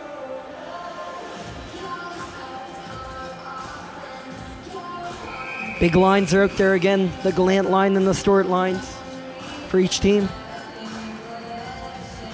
Over to the right of Georgia Burrows for Northern. And the shot from Erin Rennie after the face-off win is taken away by Bree McPherson. McPherson went for the shot, but she fanned on it as she was challenged by Rennie on the counter-attack. That comes back to Mairead McPherson. Playing on that all McPherson D pairing there, taking a bulk of the workload for the Subway Selects today as the pass from Bree bounces out and is picked off on the clearing attempt by Olivia Marks as the Wind tried to clear that one out. They have to try again on the other side. Annie Pierre Morency gets up to Chloe Glant, and she's going to come in one-on-one against McPherson. Makes a move around. Here comes Glant. The shot goes wide. She was looking to catch Georgia Burrows on the high blocker, but she did not hit exactly what she is looking for there. And just like that, Chloe Glant so close to turning this game on a dime and opening the scoring for the Win, but it remains 1-0 as Thompson comes back down the other way, accompanied by Stewart on the drop pass. Stewart is surrounded by 4 Western Wind players just inside the blue line there, with one hanging back, and play will come to a standstill as the puck is frozen, as Stewart finishes her shift laying on the ice, being punished by several Wind players. But that face-off will stay inside the Wind end with 1:42 left in this period. The Subway Selects, with that early goal from Kenzie Greencorn, has given them the 1-0 lead here. As the face-off is won back, it's a shot through a crowd from Lily LeBlanc, but Maya Moffat, who's had a really solid first period against this very offensively inclined Northern Subway Selects team, who have pounded her with shot after shot in the first 20 minutes. Well, it will be the first 20 minutes. We're about 18 minutes through at this point. But again, here with the chance, a great opportunity falling down was Erin McNeil. She got tied up. But after that, the Wind will power through and chip that puck out. Now we'll start again with the puck. Coming on out with that. Pass up for Collins. Collins had to contend with the Subway Selects Lily LeBlanc there, but they're not done with him yet. Coming out to the zone is Gano.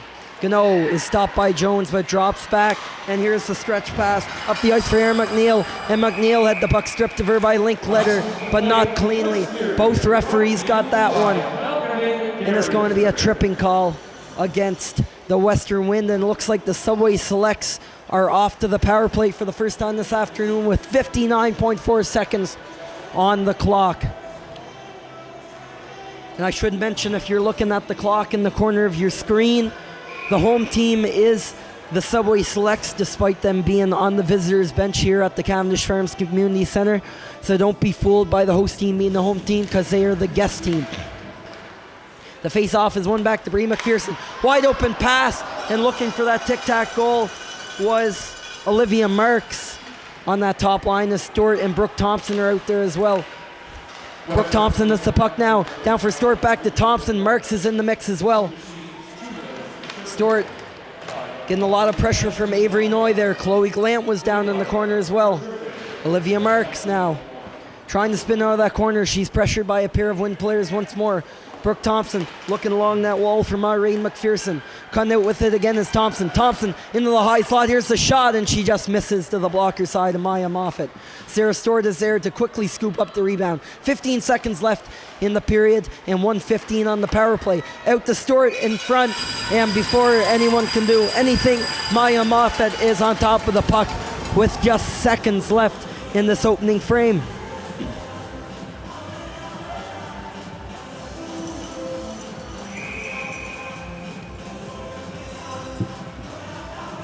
Likely they'll be the last draw of the period unless the Selects or less of a chance to win come down and score again.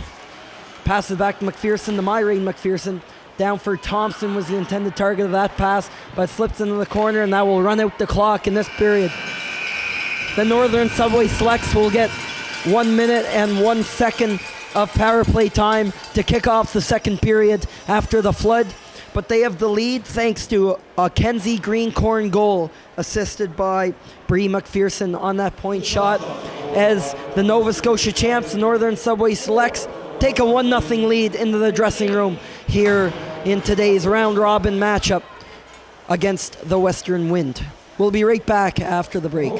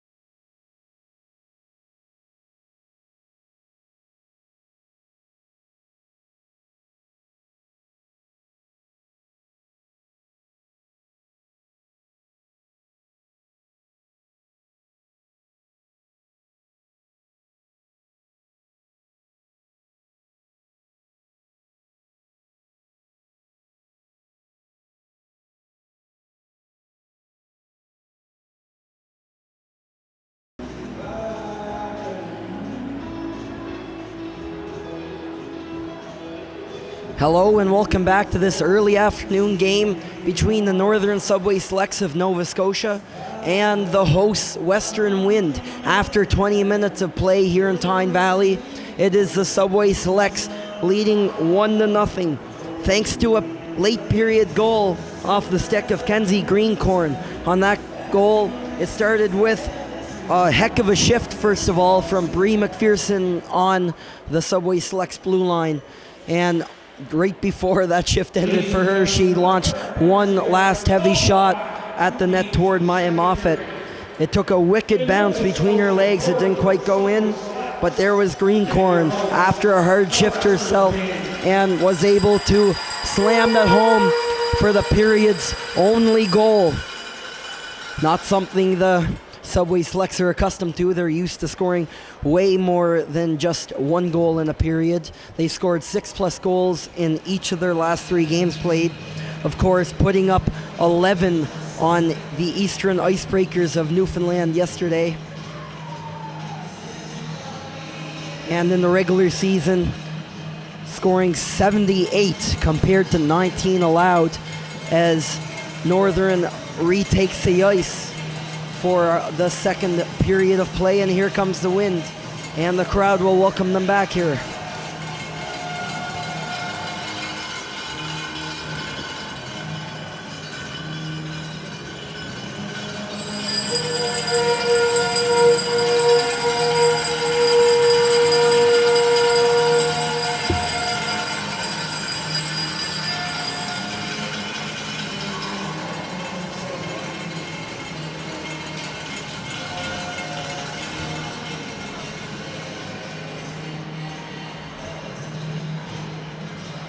And this isn't territory the Wind are familiar on as they prepare to kill a minute of a Northern Subway Selects power play spilling over from the end of the first period. Last night was the first game the Wind lost in 8 games. Before that, they had been on a 4-game winning streak, and with a tie mixed in there as well, they hadn't lost 8 games until the Edsa West Reds finally gave them the loss yesterday. Starting out on this penalty kill for the host will be Chloe Glenn and Annie-Pierre Morency up front. McGuigan moves up there as the defender. And then also hanging back there on the line is Erin Rennie. And then for the Subway Selects, it's that top line of Sarah Stewart, Brooke Thompson, and Olivia Marks. And back on defense, it is the McGuigans. Of course, Bree McPherson's. I got that mixed up with the wrong defender. But the McPhersons are at the line. My raid. And Bree, as the Subway Selects walk right in, it is with the goal, Brooke Thompson. It's her 4th of the tournament. A beauty of a play, only 27 seconds into the period. And it is the Subway Selects' first power play goal, believe it or not, of the tournament. Their 13th goal of the tournament, but their first coming on the advantage. And Brooke Thompson keeps it going on the scoring with a heck of a shot up off the post and in over Maya Moffat's glove. And that silences the crowd in Tyne Valley very quickly as the Subway Selects jump to a 2-0 lead. Here's the shot. It's a heavy one from the back end off the stick of Lily LeBlanc, and it hits a stick and deflects up into the netting. Already not even a minute into the second period. It took about 40 seconds for Brooke Thompson to score early in the second against Eastern. It only takes her about 20 to do the same, 27 to be exact, against Western as it bounces out in front. Waiting there, causing a lot of havoc in front of that net today is Erin McNeil for the Northern Subway Selects. She was parked there right in front of Maya Moffat, but her stick wasn't quick enough to bang that home and make it 3-0. As 2 players aside contend in a bit of a battle down in that corner as Bailey Jones skates it out the end. In pursuit is Collins. Collins is going after the hard shooting LeBlanc as LeBlanc successfully plays it out, at least for a bit, as that is guided away by Burrows in net, but it is enough to lead the team up the other way. Right in pursuit is Aaron McNeil again. McNeil is hugged from behind by Amelia Drosh. McNeil stays with it, makes the play down to the goal scorer, Kenzie Greencorn, the first goal scorer now, as Thompson as the other. McNeil staying on that one, and it swung back out again, and getting that out of the zone in just in time is Hughes. But it goes right back onto the sticks of the Subway Selects as a few Wind players try to make a change there right quick. Walking in the zone, Sarah Fraser with the wrister, and that's off a stick and up and out of play at 17:48 of the second period. Now a 2-0 Subway Selects lead. The face-off will remain inside the Wind end. It'll be on the close side off to the left, right in front of Maya Moffat to her right, taking that face-off there. And on the draw is Gracie Greenan for the Wind, and then Julia McDonald on the other end for the Subway Selects. The Selects keep it in the end for now. McDonald knocks it down, and it bounces on over and out of the zone, as in there to help out is Hughes again. Back in pursuing her own end, Josie Dunn has to get the breakout started. Taking a spin and throwing a player into the boards was Sarah Fraser. The Subway Selects bench liked that quite a bit as she turned away and really fooled one player there. Fraser still has the puck on her stick. Coming back to get it to lend her a hand is Greencorn, as they're struggling on this breakout as the top Wind line takes the ice. Gracie Goody, who has 4 goals in 4 regular season and playoff games in PEI play, on that top line right now with Chloe Glenn and Annie Pierre-Morency. But they're outworked there on that play by the Subway Selects. Fraser has to get the breakout going once more. Fanned on that first attempt, but on the second shoots it the length of the ice, and it will come all the way back to the northern end for a face-off.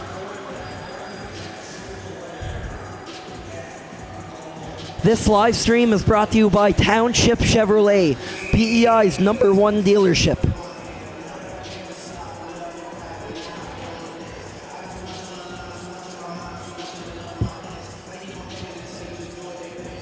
Chloe Glant lines up against Sarah Stewart, and Glant wins the draw.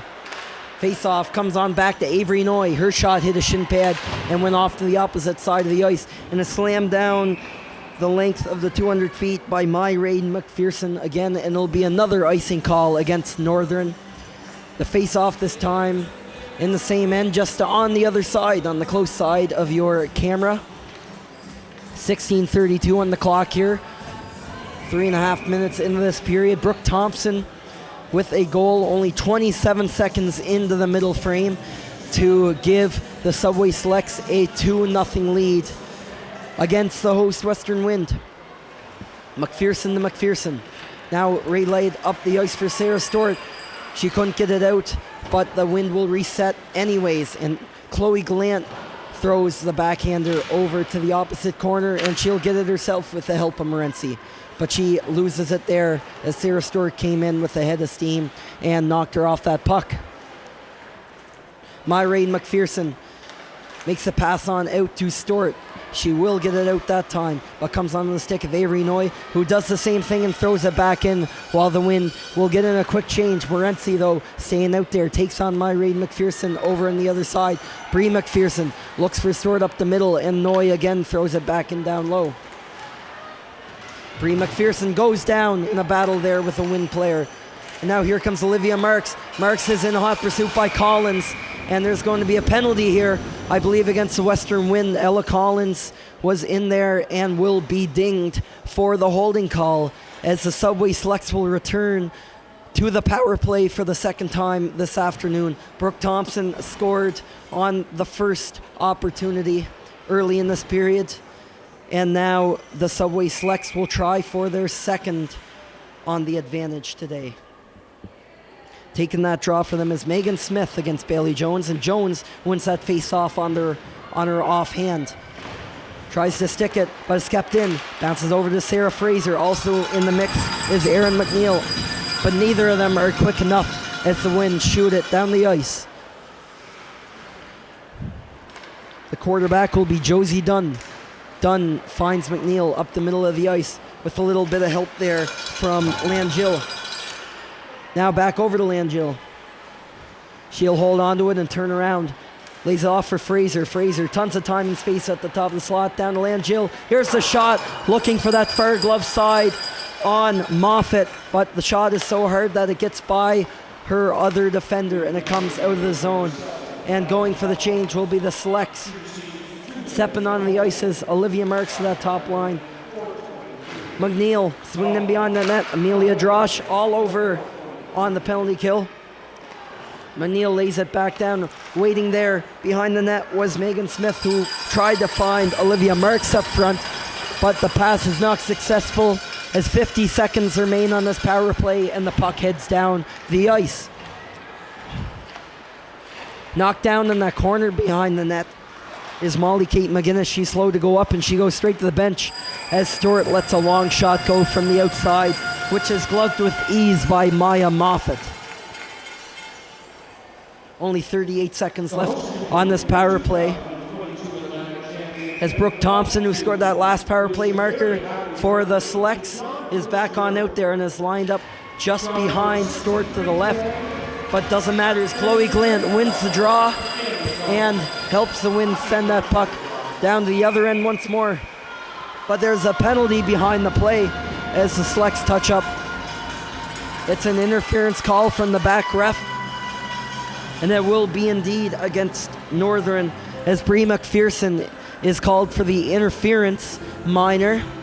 And after these 29 seconds remaining in the Western penalty, the Wind will have an abbreviated power play. But for now, it will be 4-on-4 action. Glenn Morency out there, and that was just off the stick of Morency. She had room, but could not handle the pass from Glenn. McGuigan steps back and shoots it into the glove of Georgia Burrows, who saw that shot all the way through. As 19 seconds remain in a 4-on-4 play. The forwards for the Selects remain out there in Stewart and Thompson on the right wing. And the face-off is won by Stewart. Gano is right there to help clear that puck out. Bounces over to Thompson. Stewart's going to go for a rush here. Challenged in up here back on the defense by Aaron Rennie. As Stewart is first to the puck behind the net as well. Stewart takes a look around. All alone in front is Gano, but the puck was bouncing. And before she could get a clean shot off, that was blocked by McGuigan. Pass is intended for Chloe Glant, it looked like. It bounces on back up, but it's kept in by the Selects. Bounces over now to Morency, and is kept in by Gano as the Wind penalty expires. So they're now on the power play here as Chloe Glant leads the rush up the ice on the left wing. Glant looks to beat a defense in close and tries to get the shot up high on Burrows, but she shut off that entire post to keep anything from getting through. And the play is pretty well killed there as Sarah Stewart winds down about 5 or 10 seconds of time by weaving around behind her net. But she loses it to Glant. Glant tries to go up nice and high on Burrows again, but her glove is ready for that as 47 seconds remain on the second Wind power play of the afternoon.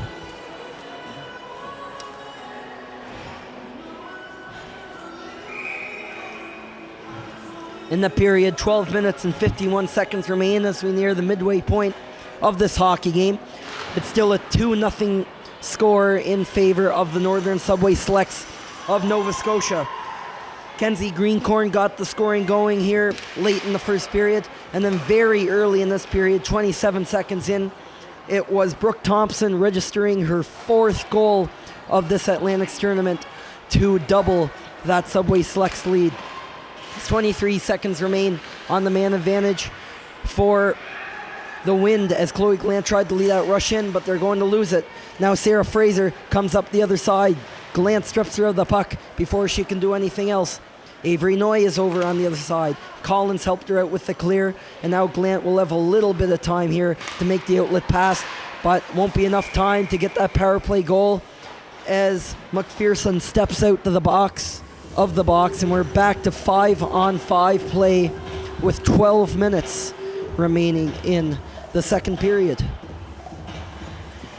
This is only the second of 4 round-robin games this afternoon in Tyne Valley. Next up on the docket at 4 p.m. local, the Eastern Icebreakers, who played earlier this morning and dropped their decision to Central Storm 5-2.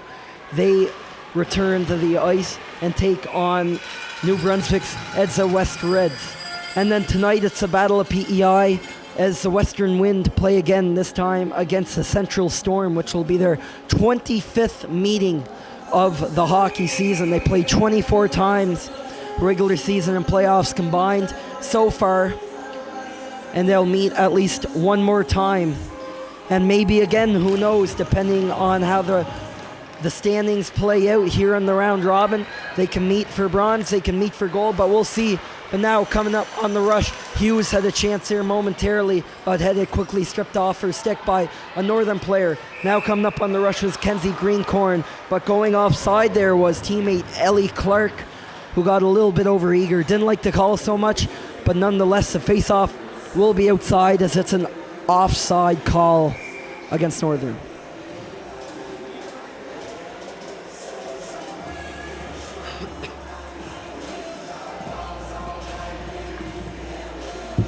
Still early in the tournament, so it's too early to say, but the Subway Selects have been looking on another level from a lot of these teams. As Sarah Stewart walks in, and the pass was intended for Brooke Thompson as she is tripped up.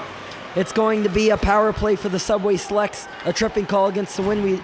I didn't see quite against who, but they still have it in their stick. Here's the high shot. Megan Smith coming close, but air mailed it over Maya Moffat's head. They keep it on their stick as Burrows went to the bench for Northern. They have the extra attacker on until the Wind touch up, of course, and the power play actually comes. Brooke Thompson tried to throw it toward her teammate as the puck trickles out of the zone. No possession or control for the Wind yet, so the play continues. Brie McPherson now leaning it up the ice. She's accompanied there by Marks. Marks with Thompson hanging back. Now Marks goes back up the wall for Smith. Sarah Stewart, cross-ice pass. There's Myraid McPherson. Wide open, gets the shot on, and the rebound comes on out, and that is enough to convince the referee to blow down the whistle. It's going to be a tripping call, I believe it is. Against who, I didn't quite see, and I think the official is trying to find out herself, as that was probably a good 30-40 seconds of play there from when Sarah Stewart was tripped up on the breakaway until the puck was touched up. But it is Amelia Drosh going to the box, and the Selects again going to the power play. They're 1 for 2 this afternoon. They scored a power play goal early in the period, and the Wind also killed off their second attempt just moments ago. Tied up in the feet as Julia McDonald is out there for the forwards on this first power play unit. Here's the pass, cross ice, scores! Erin McNeil on a heck of a pass from the corner from McDonald, and the Selects strike again. It's 3-0 Northern. And that was fast, only 19 seconds into that power play before this offensively potent Northern team does what they do best in scoring. Megan Smith, Erin McNeil, and Julia McDonald playing a really good game on that line for Northern. Now here comes Chloe Glant with Goody on her right. Went for the shot, rebound, score! Annie Pierre-Morency has the rebound from Glant's shot, bounce out to her. And only 12 seconds after the Selects score their third goal, the Western Wind are on the board.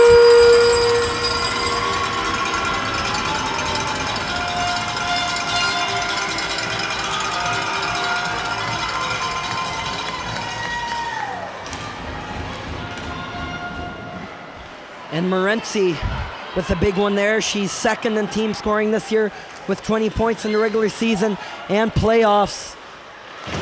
And after almost 4 full games of play, Georgia Burrows' shutout streak dating back to the Nova Scotia semifinals against the Halifax Western Capitals finally comes to an end.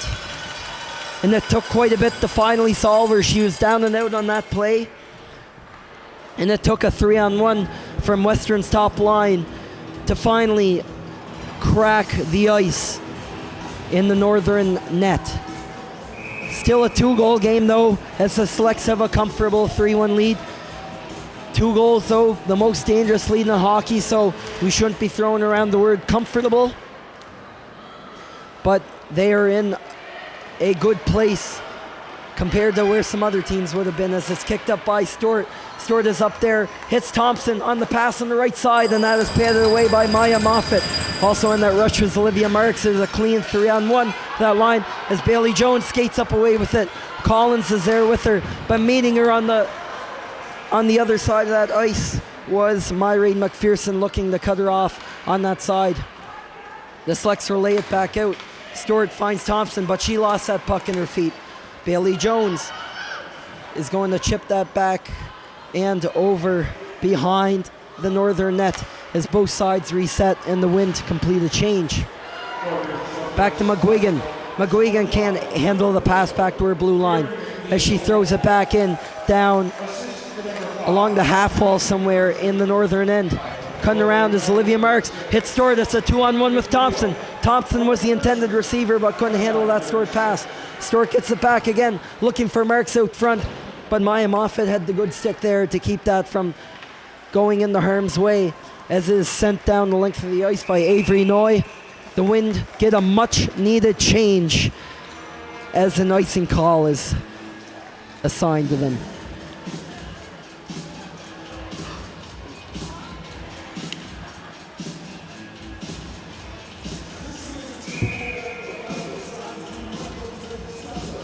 Just in front of the Subway Selects bench is where that face-off is. And here's the shot attempt. Not enough time there for Josie Dunn to really wind up for that one. Instead, the puck is lost over to the side of the crease, and the pass goes down for Greencorn. She scores! Greencorn caught a few people by surprise there. I think she's going for the pass. I don't know if that hit someone, but it just drifts along the ice past Moffat and net. And the Selects restore their 3-goal lead. It is Greencorn's second of the afternoon.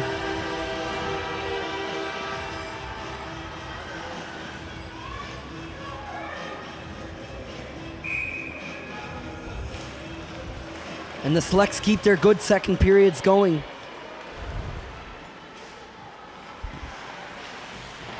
This tournament, they have 9 goals in 2 second periods, as a backhander by Glant was turned aside there by Burrows. Glant now has it again, going for that outlet pass in front was Bridget Linkletter waiting for it.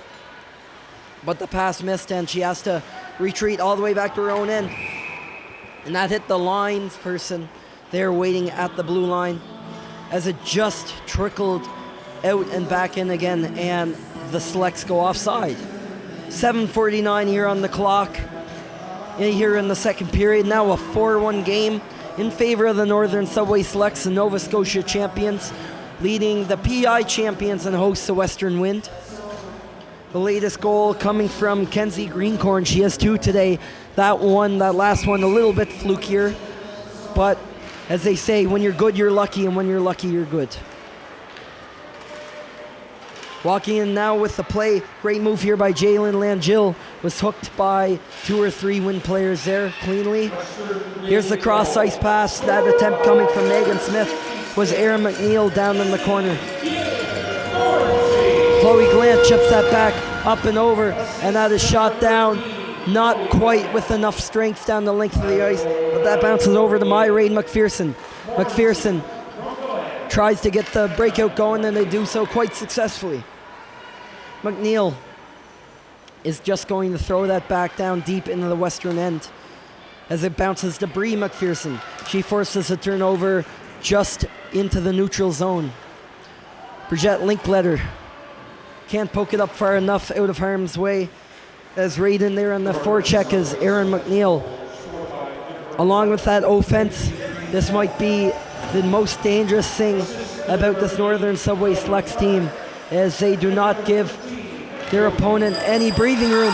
As it bounces out to Molly Kay McGinnis, she's alone on the breakaway. McGinnis, the shot, patted away by Georgia Burrows. Her biggest save of the afternoon as she kicks out that left pad, and it's a beauty, kicking it out off to the side. Big breakaway save on Molly Kate McGuinness. And a quick change of possession there, as the Wind really could have used that one, but now the big line comes back on for the Selects. That is Olivia Marks, who went for Brooke Thompson the other side, but the pass a little too far. Stewart will try again, though. It's a 3-on-2. Stewart makes the move now 1-on-1, and she tried to dance around Avery Noy too, but isn't as lucky as the poke check is successful from the Wind defender. Bailey Jones gives Stewart a shove there as Brooke Thompson walks in. She has room for a shot, and the glove save is made by Maya Moffett on the always lethal Thompson. Thompson, of course, tied for the tournament lead in goals with 4. She has 15 on the season, in the regular season, in 24 games, for a total of 22 points. She had 3 power play goals all year, and her marker early in the second period made that number 4.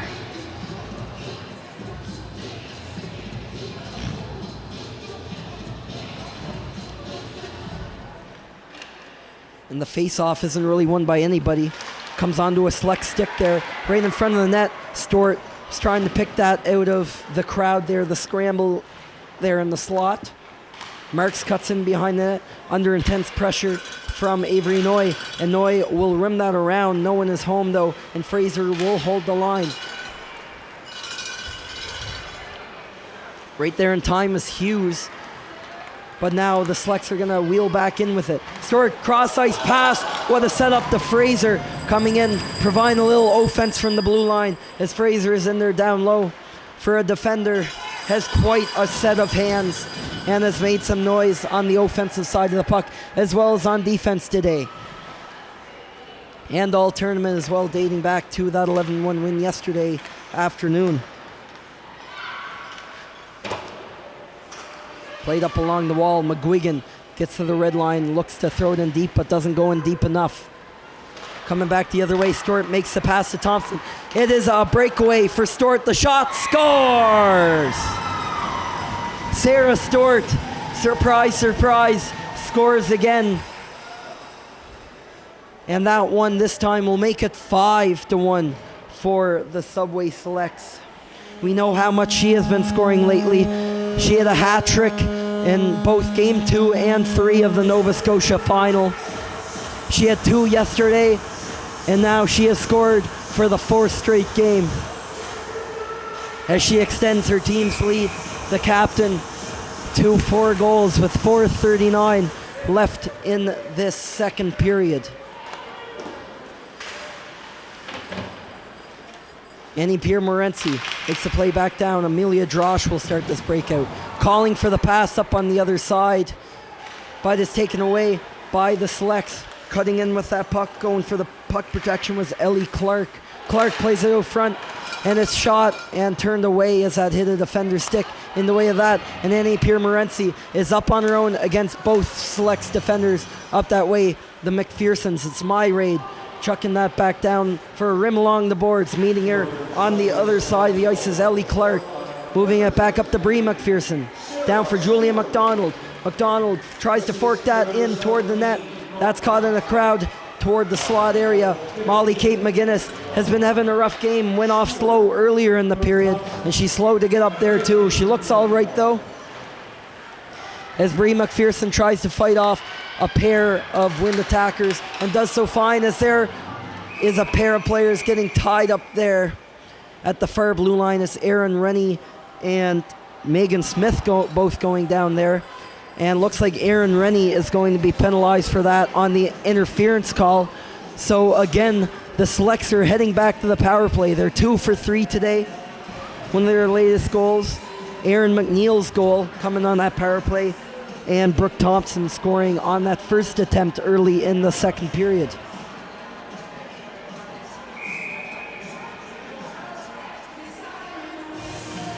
But because that play ended on an icing call, the face-off, as contrary to regular rules, won't be in the Wind end. It'll come all the way down to the Selects end, not quite in their end, but still in the neutral zone on their side of the red line. The Wind get a comfortable clear down to start off this penalty kill. As back to retrieve that puck is Erin McNeil, leading the Selects back up the other way on the ice. She's accompanied by Jalen Langiel and Megan Smith up front. Here's Langiel. Langiel gets the shot off, went for the low shot on Maya Moffat, but the shot doesn't even hit the net. Now shooting from the point, Lily LeBlanc goes for it, but the shot misses wide, and the Wind shoot it down the ice, and one of their forwards goes for a change. It's played up the ice for Langiel. Langiel hits right off the bench. It's Brooke Thompson. Thompson to the slot. The shot hit the post. She was that close to her second of the afternoon and her second power play goal. Now back to the line for Myrae McPherson. McPherson shoots a hard one along the ice, but sticked away by Moffat. And after that, the response is from the Wind to a clear 200 feet. Right on to Georgia Burrows. A perfect shot. As Sarah Stewart comes down the other way, here's Thompson again. That shot is deflected as it rolls right to Moffat, who covers up. Stewart went hard to the net there, and meeting her with a little bit of satisfaction are the likes of Linkletter, Hughes, and a couple more Wind players looking to protect Moffat and net, who's had a busy day. Despite giving up 5 goals, it's hard to keep this Subway Selects team off the board at all, as you have seen how capable they are filling the net, which they have done all weekend. They have scored 16 goals at this tournament and counting, and we're not even 5 periods into their play. They have 5 this afternoon. They'll look to make it 6 now as Sarah Stewart is out on the ice with Thompson. Thompson and Stewart go back and forth. Here's Thompson, and she is stopped up by Chloe Glant there in tight as Moffat covers up again. 24 seconds left on this Subway Selects power play, and just under 2 minutes left in this second period. The Selects up 5-1. Erin Rennie waiting there in the box. One of the Wind's go-to penalty killers. He'll be without her for the next 20 seconds. That's a hard shot off the boards from McPherson. Was intended for Olivia Marks, but Moffat will force another face-off to her right. Glant and Stewart, they've met a lot at the face-off dot today. They've been matched up quite a bit. It's won by Stewart though. Thompson goes across the ice for Bree McPherson. Drop down for Stewart. Stewart in front of that. Myrae McPherson would have had a ton of room to get a shot off there, but Chloe Glant instead clears it down the ice as Erin Rennie leaves the penalty box with 1:30 to go here in this period. Under 90 seconds to go now as Brooke Thompson goes back the other way. Here's Olivia Marks. Marks looking to Stewart for the drop pass. Here comes Stewart. Stewart cuts in, and the backhand shot is swallowed by Maya Moffat for an important save on this top Northern Subway Selects unit up front.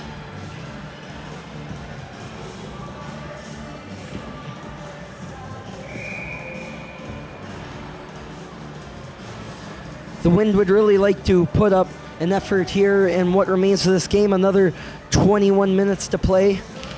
They'll have another tough one tonight in their provincial rivals, the Central Storm, later on. Of course, the Subway Selects are the better team in the standings, but it's never easy playing 2 games in a day. That's why the EDSA West Reds of New Brunswick really defied expectations yesterday, coming out and winning both of their 2 games, giving them somewhat of an advantage, as they only play 1 today, tomorrow, and very likely, unless some crazy upsets and that kind of thing happens, Sunday. So that extra bit of rest for the Reds will certainly help. The Selects, on the other hand, after today's game, they will get the rest of today off, but before Championship Sunday, they'll have to play twice tomorrow on Saturday against the Central Storm, but first against the EDSA West Reds. The Wind will get their extra bit of rest tomorrow as they play an early game before preparing for Championship Sunday, should they make it that far, as they look for their first win of this Atlantics tournament. The Subway Selects have it in down deep again. The Selects again heavily out shooting the Western Wind. I don't have the exact numbers, but it's up there. Chloe Gallant with the wrist shot. She is challenged closely by Julia McDonald on the back check. 10 seconds left. Here comes Greencorn. She has two today. Here's the pass across. Here's the shot from Fraser, and a big pad save to end the period for Maya Moffett. Also with the puck there was Ellie Clark, but no one could quite find it or beat Moffett for the sixth time this afternoon. As the score remains 5-1 for the Northern Subway Selects. A fury of goals from different players there, starting with Brooke Thompson and including the likes of Aaron McNeil and also Sarah Stewart with yet another goal. That will take us to the second intermission with the Selects up 5-1 as the Zamboni comes on. We'll be right back after that.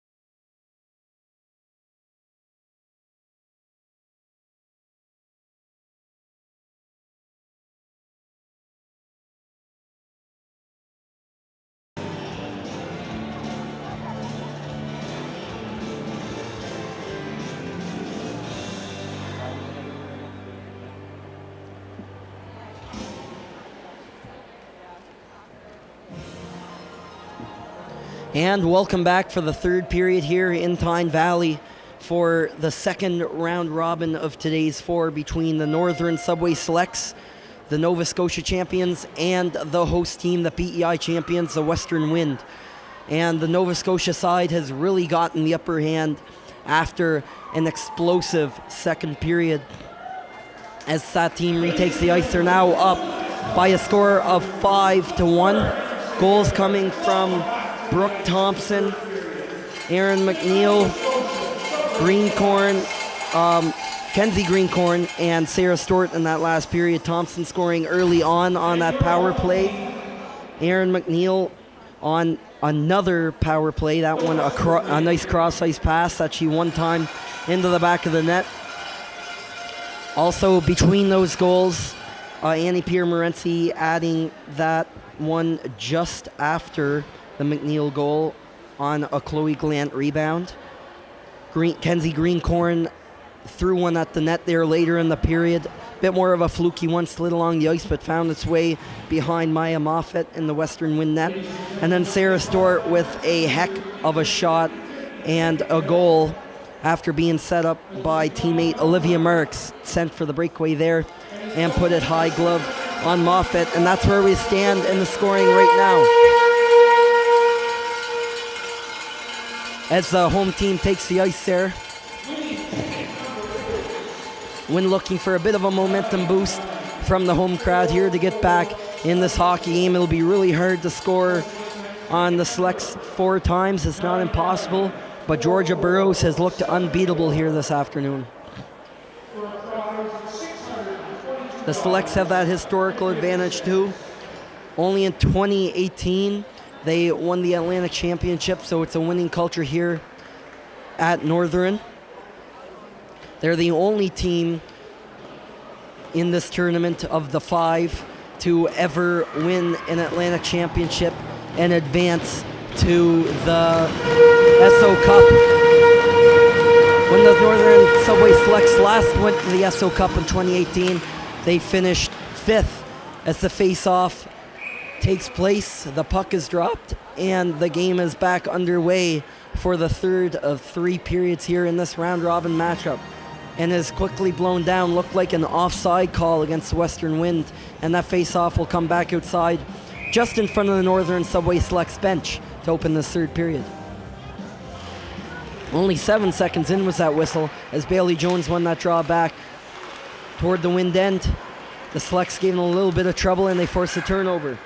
With that puck was Ellie Clark, who dumped it in past Avery Noy. Noy will have to go back to get it. Julia McDonald is right there on their back as one Selects player is flipped, and they're going to draw a penalty here as Georgia Burrows heads to the bench. The extra attacker is on for the Selects. With that puck now, Josie Dunn with the hard shot, passes it off, and right there with the puck was Megan Smith, but she couldn't finish the play as Maya Moffat was caught out of position. The call will be a cross-check against the Western Wind player. Not quite sure who. We'll find out in a second. But it will be a power play for the Northern Subway Selects. It's Bailey Jones going off on the cross-checking minor. Only 41 seconds into the period, and the Subway Selects are back down on the advantage. Taking that face-off is Megan Smith for the Selects, and she's going to win it. Passed right off by Jaylyn Langill. Also out there on that power play, and the third forward is Aaron McNeil. Sarah Fraser working the blue line alongside Josie Dunn up top to run this power play. Smith forks that back on up. Kept in just fine by McNeil. Now walking in with the shot. Fraser, here's the cross crease pass, and Langill was there. It's laying in the crease. It's a scramble, and they score! The Selects were all over that net front there. 2 or 3 players fell down there. Maya Moffat is right inside her net. There's one hurt player as well for the Western Wind. The Selects players are hanging around to see if everybody's okay, and now they're going to go right to center ice. One player is pretty shaken up there. I didn't quite catch who. Amelia Drosh is going off the ice slowly, favoring her leg, it appears. I won't speculate on injuries, of course. But the goal is going to stand. It is a power play goal for Northern as they extend their lead early in this third period to 6-1. Early in that power play as well, just about 30 seconds into that advantage. Josie Dunn is going to go for a skate. Pass is laid off to Megan Smith. Smith throws it on off the boards, down in behind the Western net once more. Aaron McNeil. The McNeil-Smith-Langill line is still on for the Subway Selects after that power play goal. And it's Langill with the puck now, going up against Avery Noy. Nice pass out to McNeil. McNeil was there, went for the spin pass over her teammate, and trying to chip that in for the Selects was LeBlanc. LeBlanc threw it back toward the net. Smith threw it in back out front and thrown in toward the net. Right there was McNeil. Megan Smith got credit with that goal. Smith's still on the ice, but she's the one to chip it in right in that rugby scrum that took place in front of the Western net to beat Maya Moffat for the 6th time this afternoon. Now walking in, Sarah Stork coming in on Rockets for Wheels, but lost the puck.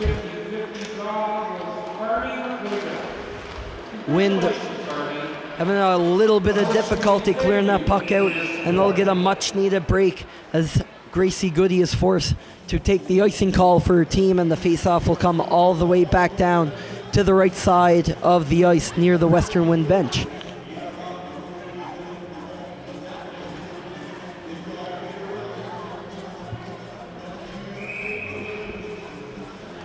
Top line is out there again for the Subway Selects. 2 of them have a goal apiece today. Brooke Thompson, Sarah Stewart, both finding the back of the net.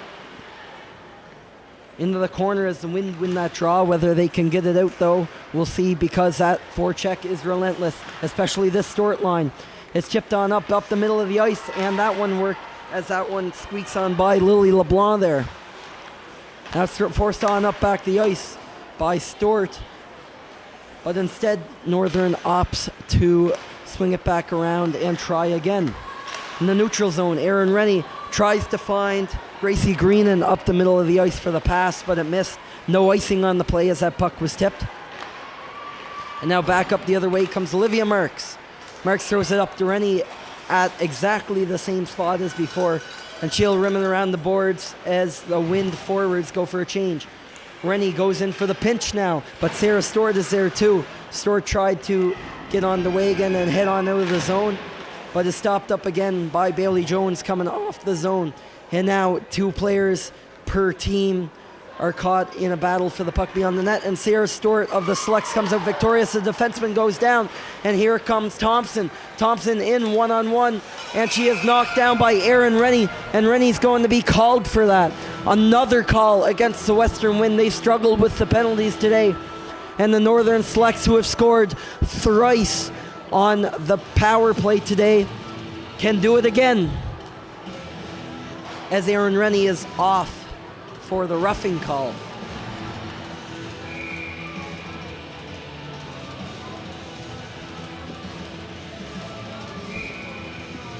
Face-off will take place to Maya Moffat's right.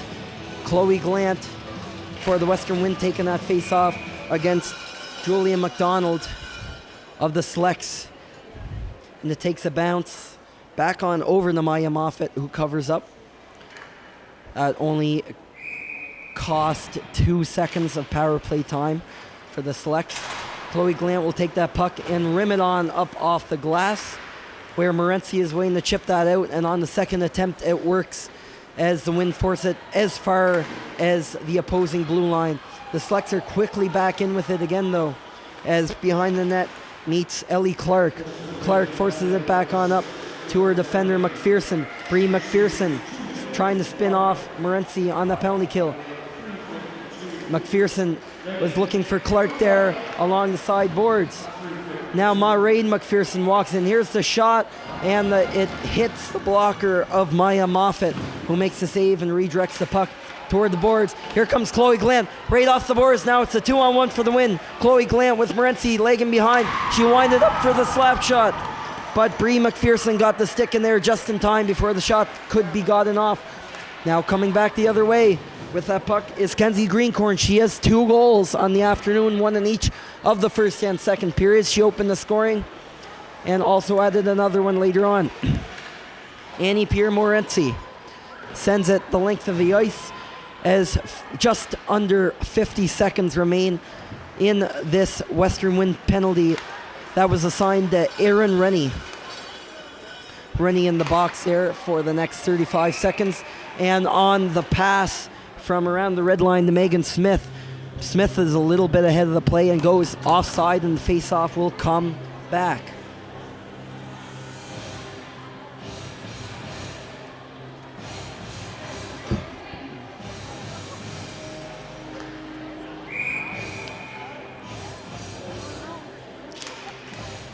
Face-off is won by the Selects, and there's immediately an arm up after that.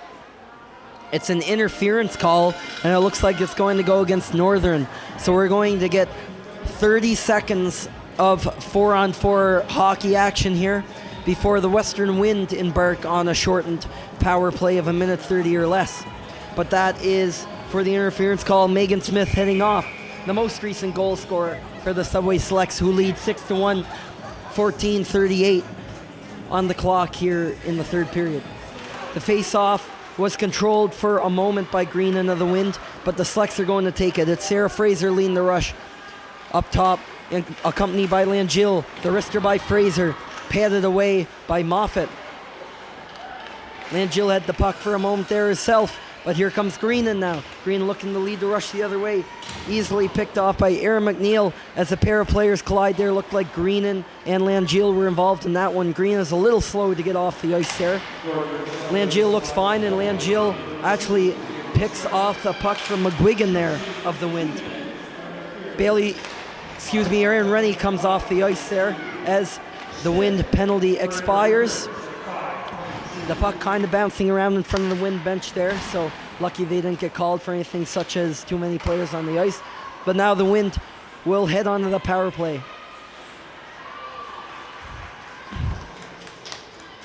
It's sent down the ice by the Selects as they finish up a change.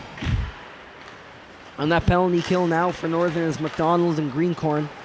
And on defense, here comes Lily LeBlanc in a bit of a mini rush to kill some time. Only 50 seconds left on this Wind power play. A one where they'll really need to make some noise on if they want to get back into this game, down by now 5 goals.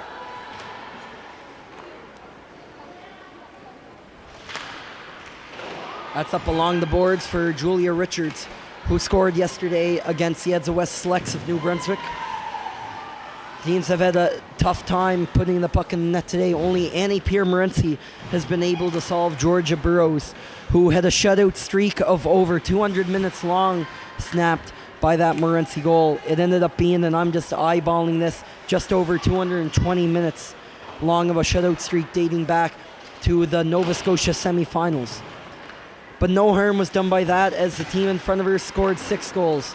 For the 4th consecutive game, the Selects have scored 6 times, and that almost made it 7 there. That was a nice wrister by Brooke Thompson. She had a hat-trick last game, and she has another one today, a goal she scored early in the second period. As the Sarah Stewart line comes on again for the Subway Selects. Stewart tried to make a fancy move around to Avery Noy. Noy has gotten a lot of that Sarah Stewart matchup today, and it's hard to keep up with a line like that, but Noy has done her job just fine by the looks of things. Brooke Thompson in behind the net, looking for Stewart out front. Now here comes the pass to Stewart, the shot, she scores! She is set up by Olivia Marks, and everybody on the big line touches it there, from Thompson to Marks. And when you give Sarah Stewart a puck in that close with that much open net, she does not miss. She scores her 2nd of the game, and it is now 7-1 for the Subway Selects. Sarah Stewart on the board, not on the bench. Once more. She had a goal yesterday. And again, dating back to the Nova Scotia playoffs in the last 4 games, it's been a very high-scoring, successful last 4 games for the Subway Selects team. As Stewart comes in again, tried to get the shot off. Stewart has scored 9 times in less than 4 games. Just an insane playoffs she's having. Up to 18 points now in that span. As the pass comes back to Myrain McPherson, who just missed the net with that shot. Is looking for a fortunate bounce back to Stewart, who is weighing in behind the net. Now it's Marks behind the net. Marks fighting for that puck, but it will be Chloe Glant who is forced to send that 200 feet down the ice for the icing call against the Western Wind. This live stream is brought to you by Township Chevrolet, PEI's #1 dealership.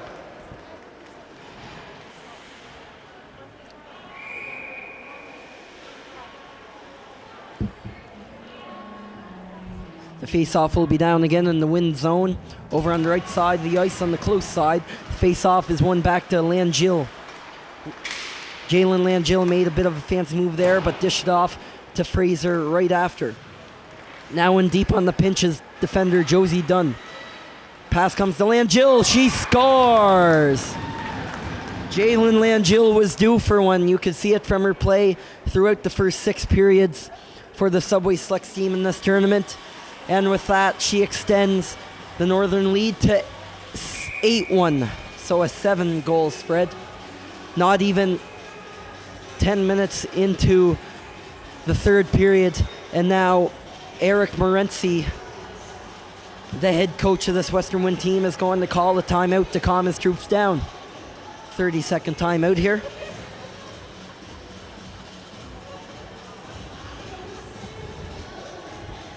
So yeah, with that one, with Jalen Langill's first of the tournament,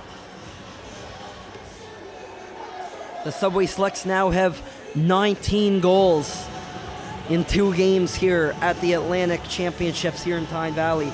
Jalen Langill was only behind Stewart and Thompson in Subway Select scoring this year. She had 17 points in 22 games, including 6 goals. One of those goals coming on the power play.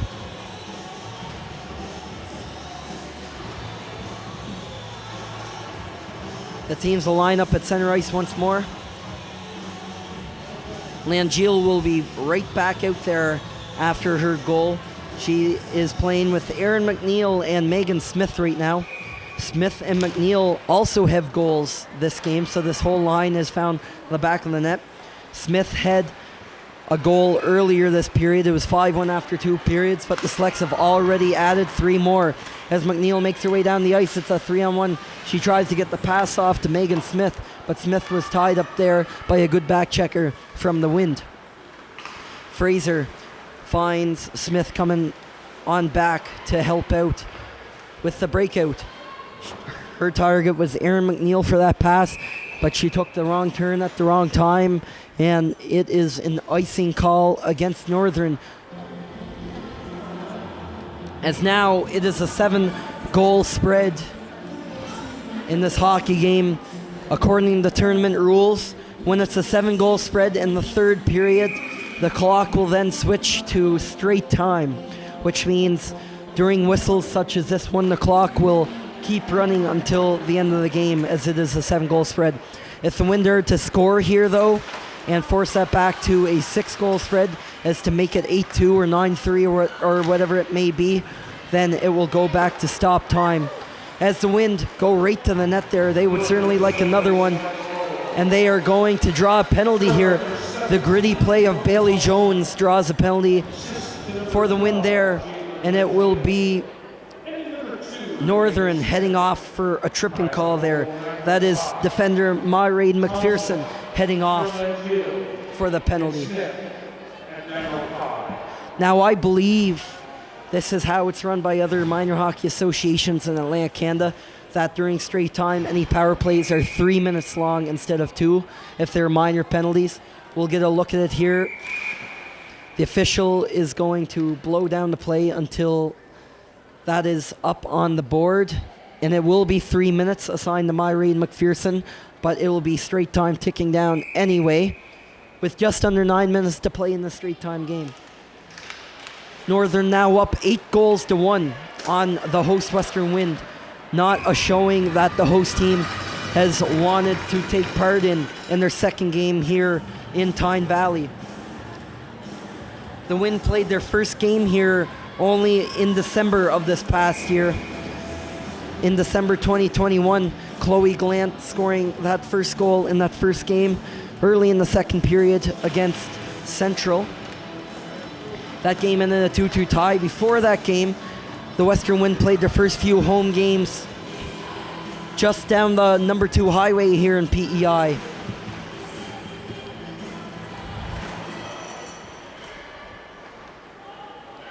That's where they opened their season in Evangeline, but since then they've been right here in Tyne Valley.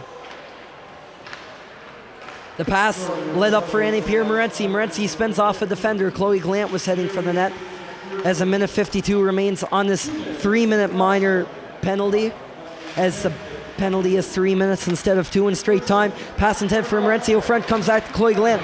She lets a slap shot go, but it's a gutsy block by Julia McDonald.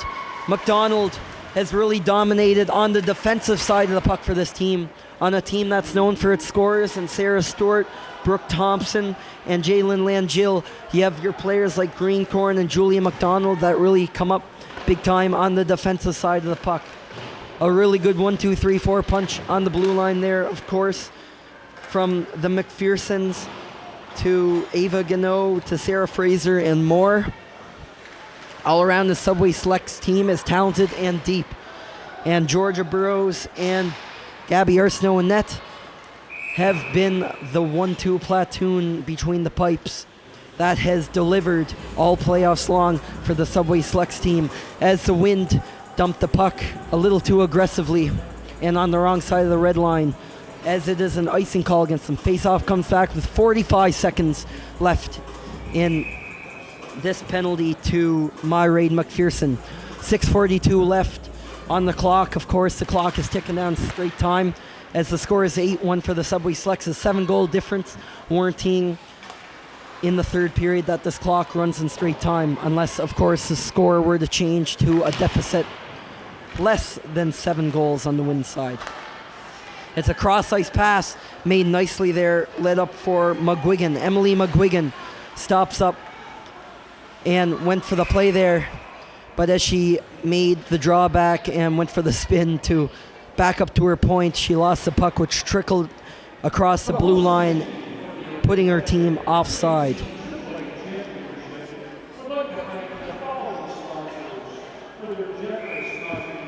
And excuse me, that was Greenan there. Gracie Greenan wearing 16, while Emily McGuigan wearing 14. Looks like the Northern Subway Selects were a bit late making their change there, but their change was late enough so that the rest of Myraid McPherson's penalty ran out. Now they're going to make McPherson stay in the box for now. Sarah Fraser went off there on defense for a little bit of a late change. The refs make her wait until the puck is dropped. Now McPherson can return to the bench, and we're back to 5-on-5 action here with just over 5 minutes left here in this blowout in Tyne Valley for the second straight game. The Subway Selects lighting up the lamp here at this Atlantic tournament. Of course, they scored 11 on the Eastern Icebreakers of Newfoundland yesterday afternoon, and they're up to 8 and counting against the Wind. I don't know if they're done. Sarah Stewart has 2 goals on the afternoon. Here's the shot from Bree McPherson. That one just missed to the glove side of Moffat and net.